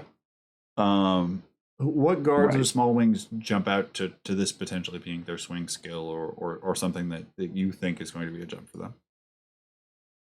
I think Matthew Cleveland's there just because of the athleticism and the slashing prowess. I think if you can tie in the handle, that like taking a leap, I think that he's definitely one of those guys. I'm trying to think about these small wings because, Dyson Daniels is one of the easier ones for me. And I think you're probably waiting for me to bring him up. I kind of forgot he existed for a second. I was going to say he that he might be the one. Yeah, to me, he's the one. I think that for me, there is a different category I would have Matthew Cleveland in. So this is like certainly like this is number 2 if we were to rank them. It's a fun class for guards in the way that like they don't necessarily have like handle issues. Like they get where they want to go broadly. It's just that like they struggle to get value as much out of that. Like, yeah, that's a point of handle. Like if you can't get easy looks looks like you could leave a handle up again. But you very rarely watch these dudes and be like, yeah, like it's busted. Like, I mean, there's guys in the class I wouldn't like trust against, like Baylor or, like really running gun teams. But like in watching them, that's not the first thing that you have concerns about. And often when I find that when, a class of guards is bad, it's just because that they don't have the ability to get there. And that's not this group's issue. In your piece, there's a quote that you have that I didn't really have a place for in the broader conversation. That's where you say, "I'm relatively confident that off the dribble shooting can be tied to playmaking improvement, purely based on gravity and the extra split second you're gifted to make that read because of the defense." Do you believe that of the 5 categories we've laid out, that this would be the one most correlated with that off the dribble development? So this was the cruel question, right? Yes, this is the cruel one. Okay, just making sure because this is pretty damn cruel. So we have handle, we have sort of movement developments, we have physical. Why am I blanking? Physical tools or physical, not necessarily tools, but we have usage, like, and then we have and then the last one is people getting like proper defensive rotations. I'm actually going to say no. I'm going to say no here, and I'm going to go with our kind of displacement of usage category as most tied to on-ball development.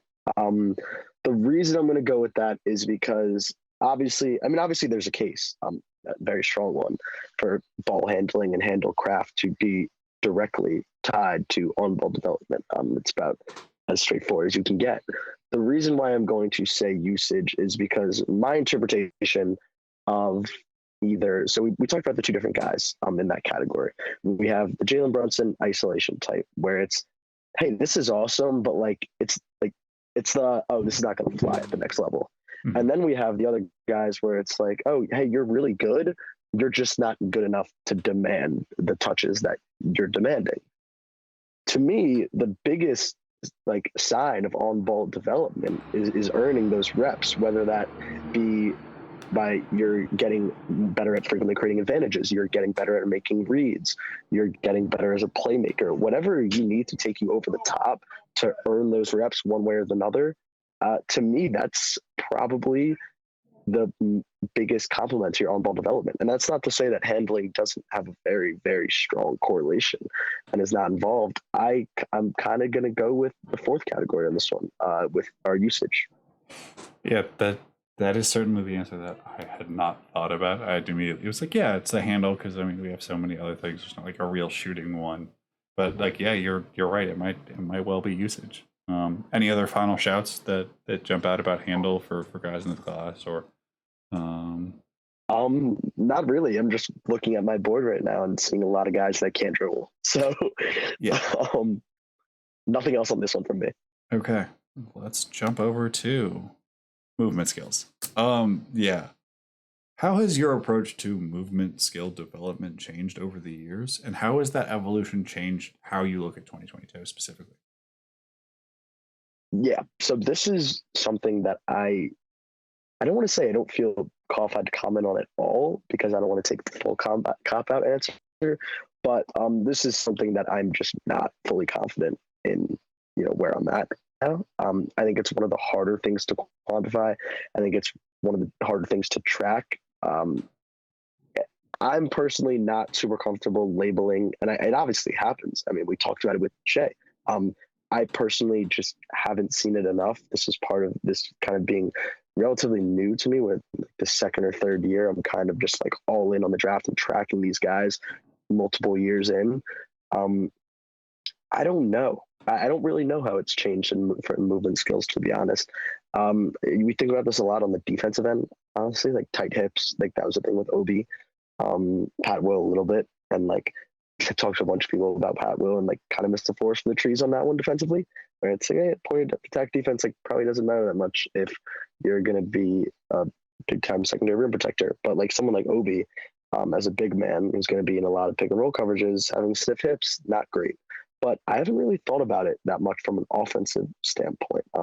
Obviously, you see guys getting quicker, guys getting burstier, But in terms of like improved flexibility, improved balance, these are really nuanced things that I don't really think I'm quite comfortable or like qualified to answer at this point, honestly. That's totally fair, and I mean, I feel like it's definitely been like a just not just a you thing, but like everyone has really had to. This was not a conversation that was had when I was growing up. Like people did not talk about movement skills. People like barely talked about weightlifting. I mean, like there was just conversations that people did not generally have, and I'm really glad that we're at that point now. It doesn't mean that I'm just don't know as much as I need to. But I'm glad to be at the point where I know that I have a lot to learn and I have a lot of YouTube videos to watch and a lot of questions to ask and being like, hey, so I'm seeing this weird thing. Why? Yeah, that's totally been because of the changes broadly in the community the last 5 years that I mean never would have really gone down that path. If you could give one movement skill or one movement ability from one prospect to another, like they're not taking it away from them, you're just cloning it, right? You know, you're not stripping the prospect hood. You're not, you know, if you want to take like Pat Baldwin's hand-eye coordination, and that's not really an example, but you know what I mean? Like you're not robbing him of it. Like you're not taking Pat Baldwin's ability to play basketball away. Is Jaden Hardy's instant, or not Jaden Hardy, Jaden Ivey's instant acceleration and burst, does that qualify under this umbrella, or is that something for a later slide? To me, that's not a movement skill as much, because like it's not about his ability to do it in a unique or specific way. It's more about the fact that like he does it in a quick time. So I think that it would count. My personal definition would be more towards putting that in the physical development category. But you know, I'm all right. I'm gonna throw one more at you. Okay. I need a prospect to apply it to. All right, we're gonna give this a shot. What if we take AJ Griffin? And I have not watched AJ Griffin in a long time, and I think the last game that he played that I watched, he was in like early in his junior year.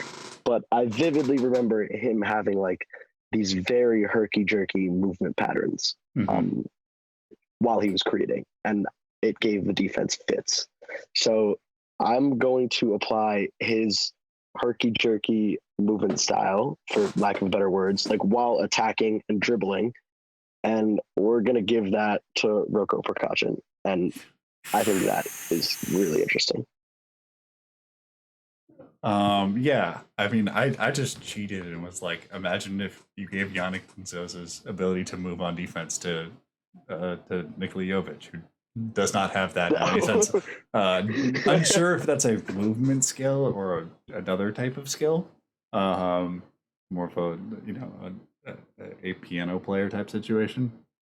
But yeah, Nzosa's the to me the big joker of this, because you could give his movement skills pop for guards. Are great movement skills an indicator of early bloomers, or like I'm asking this not as a like, do you find that like the really early bloomers have really good movement skills, or do you find that they're more physically developed? I've always leaned towards the latter, I think. I think if you go to like an AAU tournament and you watch 14U, 13U, you're going to see a lot of kids that are 6'2", like 6'2", clearly hit puberty a little bit early and are just like dominating on the low post. I think there are like two types of players that dominate like the early bloomer. And this also depends like how early we're talking. Like, are we talking? Yeah, I'm talking in high school. Are we talking, I'm talking like early, like okay, 8th graders. Like, okay. So that I could definitely be more into for sure, because I think that's where we start separating. Like, okay, this is like a relative size that everyone's going to be at, and if like it's going to be irregular if you grow a lot from this point on. Not saying it doesn't happen, but like if we're talking like ninth and 10th graders, like for 8th to 10th grade, I definitely think good movement skills could lead to an early breakout for sure. Yeah, I'm still uncertain because I don't know how I like your example of going to like a 7th or 8th grade AAU game. I just don't know what test I would give to say who's like physically developed. Like, do I have them, like play like some of the folk games, like where they're trying to like test reaction speed and dexterity? Do you have them, do like hand-eye coordination? Like testing it is where it gets really fun. Is trying to find where those lines are, and I imagine you have some pretty interesting breakdowns between guys who have better hand-eye coordination, guys who, have better proprioception, guys who maybe have like much better flexibility. I think that there's probably interior logics for like how that fuels early bloomers for like each one of those what we consider like movement skill advantages. All right, Yep. let's hop on over to the clearest one. Physical development. I only have one question. It's more of an observation that leads into a question. Is this our most weightliftingest draft class ever? At least since it one and done. Like people just love this. Like no, weightliftingist. Like the most. Okay, that's what I was gonna say. Yeah. Yes. I mean, we've talked about like. I think the pandemic has like a real thing to do with it, by the way. Yeah, and I think 100%. There were a lot of people on Twitter talking, and I was kind of one of them. And like everyone I would talk to on the side was like, the first couple of days of Peach Jam, kind of looking around like this is the UIBL. These are the top players in the country, and it's not to say that the 2022 high school class is bad. Obviously, your number one prospect is overseas. The number two prospect, in my opinion, is reclass and playing in the G League. So, yeah, you're losing a little bit of the star power juice that you would typically find in Augusta. But nonetheless, like these kids didn't play live basketball for kind of the entire summer, and which is normally when they're getting up and down the court. Like that's a lot of cardio playing 4 games a weekend.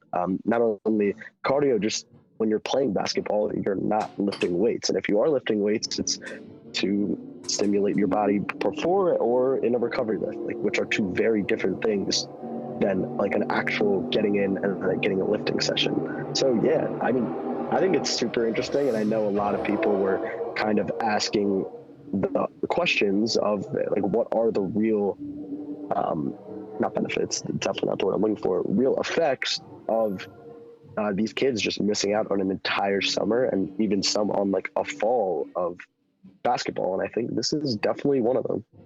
Yeah, I mean, for kids on the East Coast, they missed out on like 18 months. Like, I mean, AJ had injuries, but like, if he wasn't injured, he would not have missed on that many games. Probably been like 4 high school games or something. So I guess the actual question here is who's a physical late bloomer you're interested in this draft class, and how should we weight their I said super soldier serum because I was very tired. Their growth spurt or physical development from an advantage creation perspective. So like the last time we saw them, whether it was in high school or last season or with an injury or whatever, advantage creation was probably terrible. Now they're physically developed, it's most likely much better. Like, is there a player who it sounds like I'm describing, or somebody that this could potentially be for you? I'm wondering if you have someone particular in mind, because I don't really. I'm trying to think of guys who both check the box of having developing from a physical standpoint, and then also where I'm intrigued from an advantage creation standpoint. I don't really know if there's one person in particular. Maybe I have one. Who do you have? Jabari Smith. Okay, I was interested in that. I was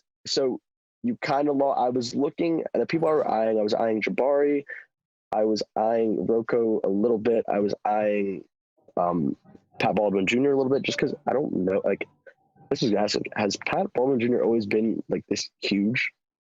He always wore his weight really weirdly. That's my like a big memory of seeing him was like he's just a guy who didn't like he does not look the size that he is every time I've seen him.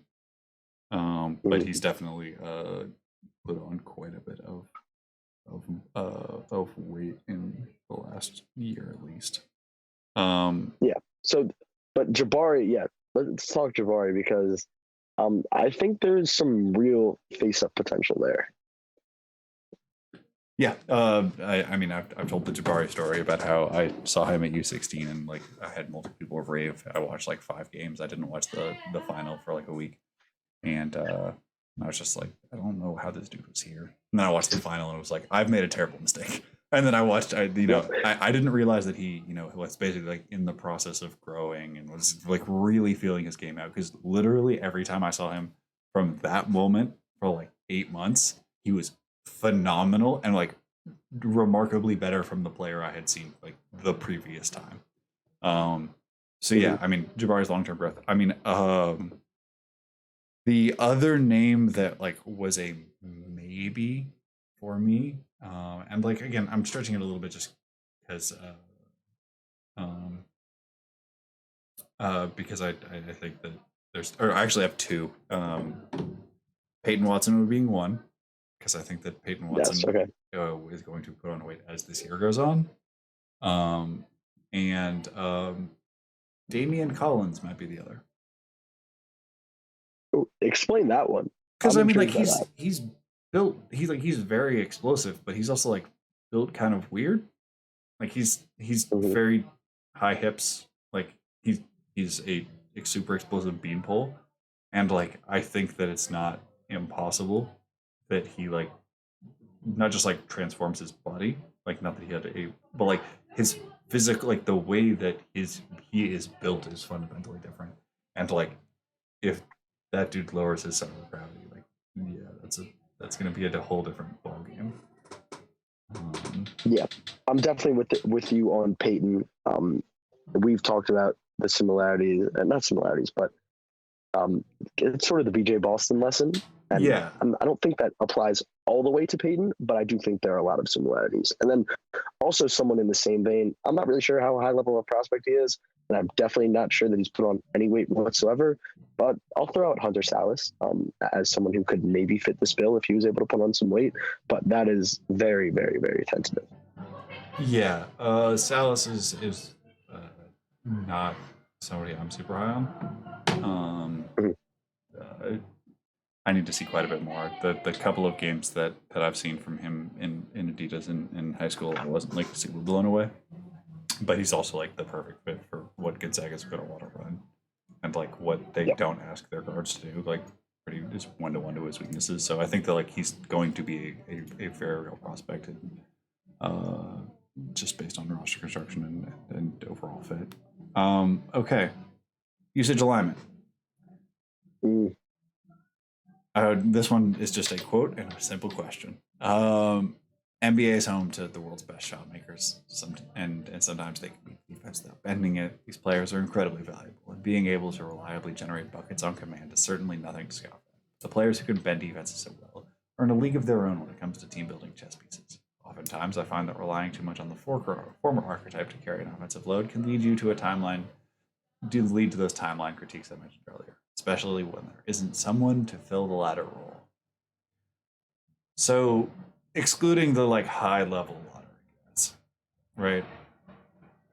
Who is a person like I'll say outside of the top 10 because this draft is very flat. Like guys who people who don't pay attention to the draft would know. Outside of them, do you have a player who you have? I'll phrase this 2 ways. Do you have a player who is most concerning in terms of like how their usage profile is going to be in their pre-draft year? Or do you have a player who should be concerning, but you are all the way in on? Like they meet all of the qualifications, but you're like, no, this is the, not for 90% of people, like this combo guard creation style does not work. Here's one of the 10%. Like, cherish the moment. Okay. So I'm gonna give 222 names, and then yeah, we'll give. Okay, we'll go from there.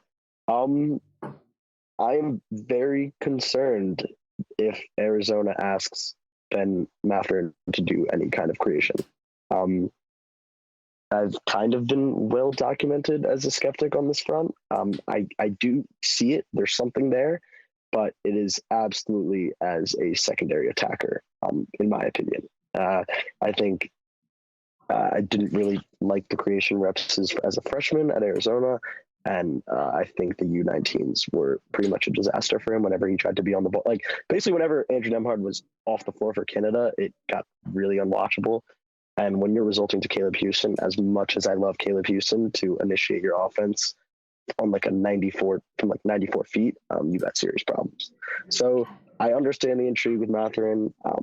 From I think he's pretty young, but the statistics, I get it. But in my opinion, he has a lot to improve on and a lot to show me, and I'm concerned if that is derived from on-ball usage.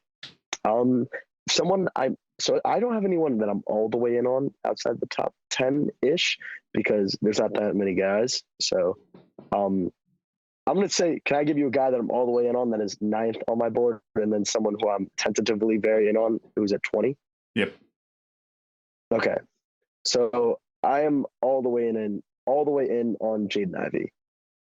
I think he's going to probably carry more usage than in his pre-draft year this year than he will at the NBA level. As I said earlier, to me, he's a combo. I pray that the shooting comes around and even is a hint of what we've seen from the UI Beyond high school sample. Because if we do that, if he can get there, then I think we're looking at a really, really, really good prospect. And the reason I'm all the way in, I think it's going to be good for him to get these on-ball reps and to work out the kinks and kind of get thrown into the fire with regards to playmaking reads and variation in his creation. We're not just relying on stencil bursts. We're showing off a little bit of change of pace. You're getting some step backs and floaters. I mentioned the finishing craft on Twitter the other week. And yeah, so I think while he might have some issues with the actual usage, I think it's very positive for long-term development. I'm all the way in. Someone I would love to be all the way in on, but I just like didn't really see him play enough basketball last year, especially on offense, is Canary Richmond. Super intriguing pre-college, went to Syracuse, not given the ball a lot at all. But I mean, the defense we don't really even need to talk about. This is about offense, but you're getting a 6'5", legit 6'5", some player who can handle the ball, make all the reads. Has a unique creation style, and I'm super fascinated to see the role that he has this year. Like I said, there's a lot of question marks, so I can't be all the way in, but someone I'm very, very intrigued by. I don't think I have anybody that. Okay, I think that my player who I'm most concerned about and the one I would bet on are the same dude, and that's very frightening to me. I also I don't think that he's like a for sure top 10 guy, but I've seen some pretty wild, basically big boards at this point with this particular class are all over the place. But we've had some conversations off the record about Nikola Jovic. And the player that he reminds me of is terrifying. Because it's extremely similar to current Michael Porter Jr. Well, people are to me, he is more similar to the NBA version of Michael Porter Jr. than Patrick Baldwin is to the Nathan Hale version. No slight on like anyone with that comparison, just like in terms of play style, which is a really good thing. And that a player who's that good at cutting that young, awesome. The defense extraordinarily concerning. The archetype is very tough in that there's basically 5 dudes who's been extremely successful at it, and I don't think Jovic is in the same universe of shooter as MPJ is. That's ultimately the problem. Yeah. I mean, just there's just the list of dudes who are that good of shooters is basically nobody. Realistically, it's Rashard Lewis, I guess. It's, I mean, if we're not including superstars, because Larry Bird and Katie and shit, but non like superstars. Like the list is extraordinarily short. So that comparison is very scary. Also, like Michael Porter Jr. has reasons why he moves like that. I don't know what Nikola Jovic's are. I have not really like. You can say what you will about Michael Porter Jr.'s defense, but like you can at least point to the like you have some tangible reasons why he is an unsightly movement skill guy. Yeah, like if you were to say like yeah, like the upper end outcomes of that particular like scoring for are extraordinarily valuable. Like if you were just to say like what is the most valuable archetype I can find that like may not be available, like that might not always go top 5 because there are severe drawbacks. You're just taking risk reward swings, knowing that you probably have a 5 who can defend the rim and a point guard who will take decisions out of their hands. Because like that's the other thing with Jovic, it's like he's most valuable without the ball in his hands. Like, it's just a very odd archetype to really see do well without shooting, and I can see it working because like somebody kind of has to. Like there's so much there that like there will be lower level versions of this, of like what MPJ and like to some degree Aaron Gordon, though just Aaron Gordon is not as sharp of a like his skills are not as directed. He has much more like ambient utility. But yeah, Jovic is the name that comes to mind for both of those, and I can't remember the last time that was true. I was like the guy who was like, I'm willing to bet everything, and I'm also extremely concerned. Yeah, no, for sure, I get it. And then I believe our last one for this is justify rotations. This yeah, obviously we're killing if he shoots. It's now justify a rotation. Get with it. This developmental pathway is littered with the hopes and dreams of all of our favorites. Who is it this year that you believe you will really truly like you truly believe there's something there if you can just justify rotations? I mean, it's Rocco is like the main guy, Rocco Prokachin, to me. Just the passing is really intriguing. As our guy Mark Schindler tweeted today, like he was finishing through contact in the most recent game. Oh no, that's been a thing though. Like he has an outstanding variety of bodies. He just doesn't like finishing with layups through contact. He loves dunking on people. Yeah. He just dunking, yeah.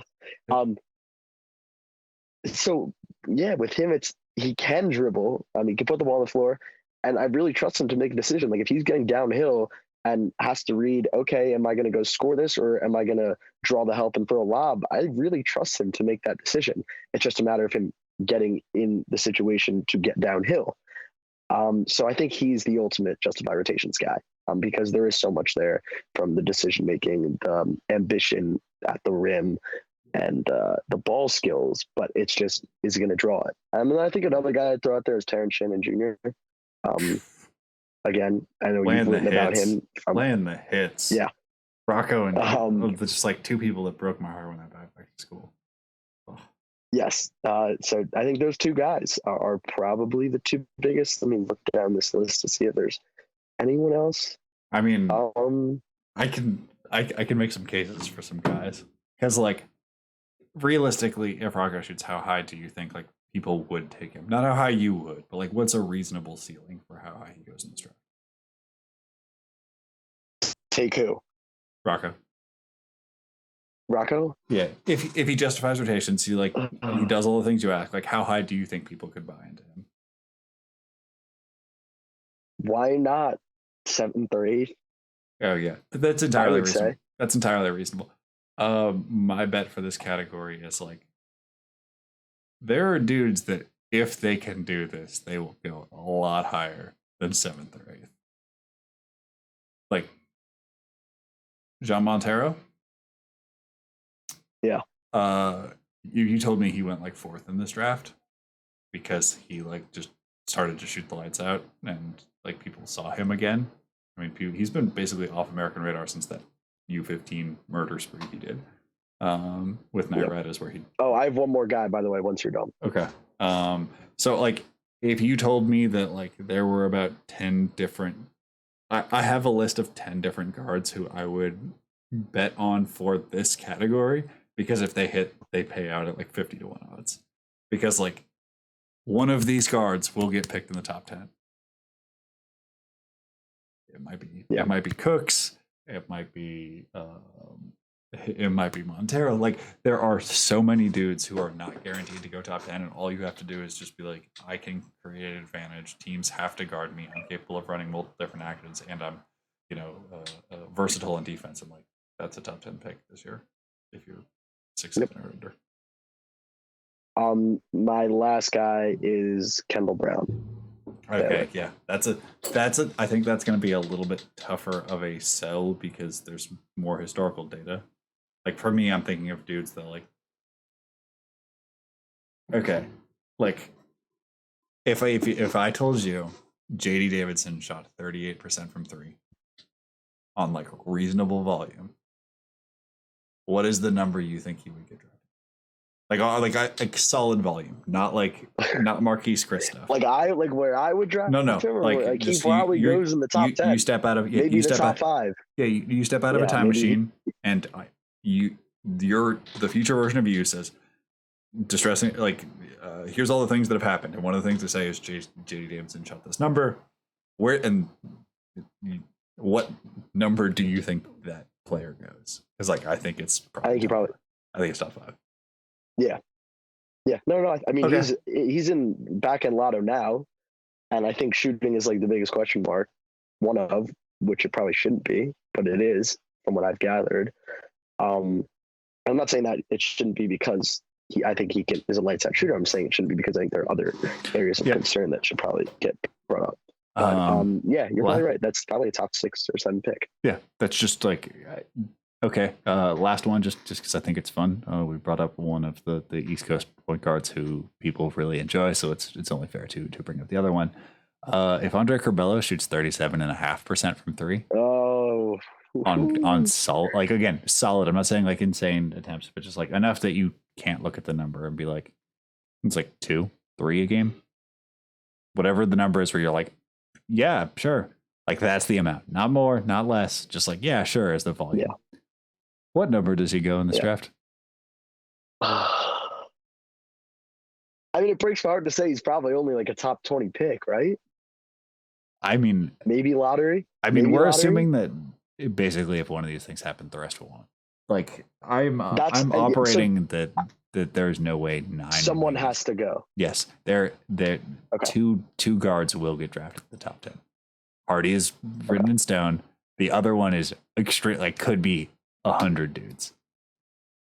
Yeah. No, I agree. So that is where I'm at. I think this is a much better category than if he shoots. That is where I am. All right.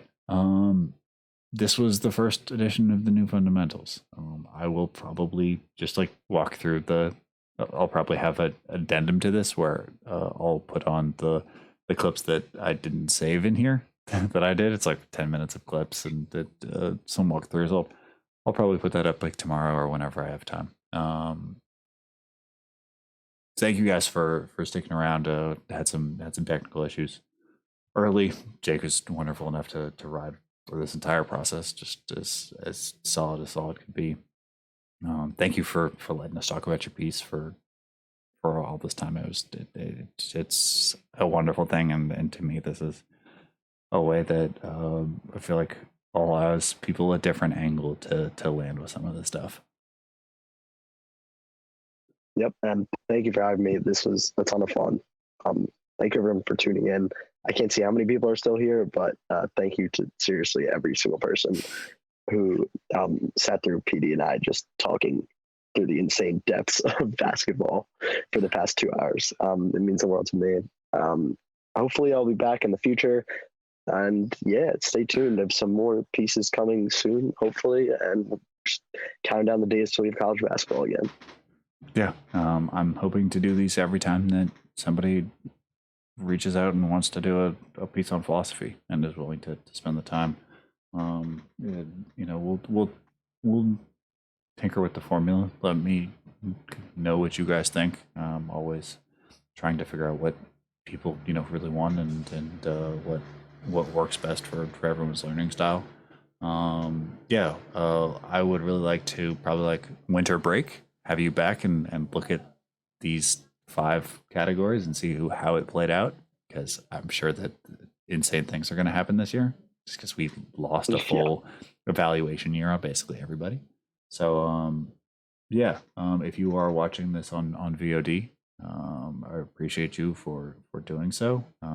Yeah, the best things you can do to subscribe to help out, or to subscribe on YouTube, to use your Amazon Prime subscription, which costs you $0 on Twitch, and to retweet the videos when they come out, because I mean, like, if people really enjoy the series, like, I'd love to keep doing it at a higher interval. If this is just a an every once in a while thing, go back to talking about prospects. Jake, let them know where they can find the piece. I mean, for the one human being somehow that stumbled upon this, that has not read every piece from the Stepien. Yeah, so you can find this at thestepien.com. There you can also, if you want to go through Twitter, it's pinned to my Twitter profile at Jake in the Paint. Yeah, that's where you can find me, of course. Just catching up on some high school basketball when I have the time. Hopefully getting around to some pieces soon and continuing the philosophy trend. But yeah, thank you guys for tuning in. Seriously. All right. Well, thank you guys so much. This was a lot of fun to put together. I think that it is going to be something that lands, or it won't. Who knows? Maybe this is just a really expensive trial balloon that went nowhere. Let me know what you guys think. I appreciate you guys, and Jake, thank you so much. Everybody have a good night, and I will talk to you guys later.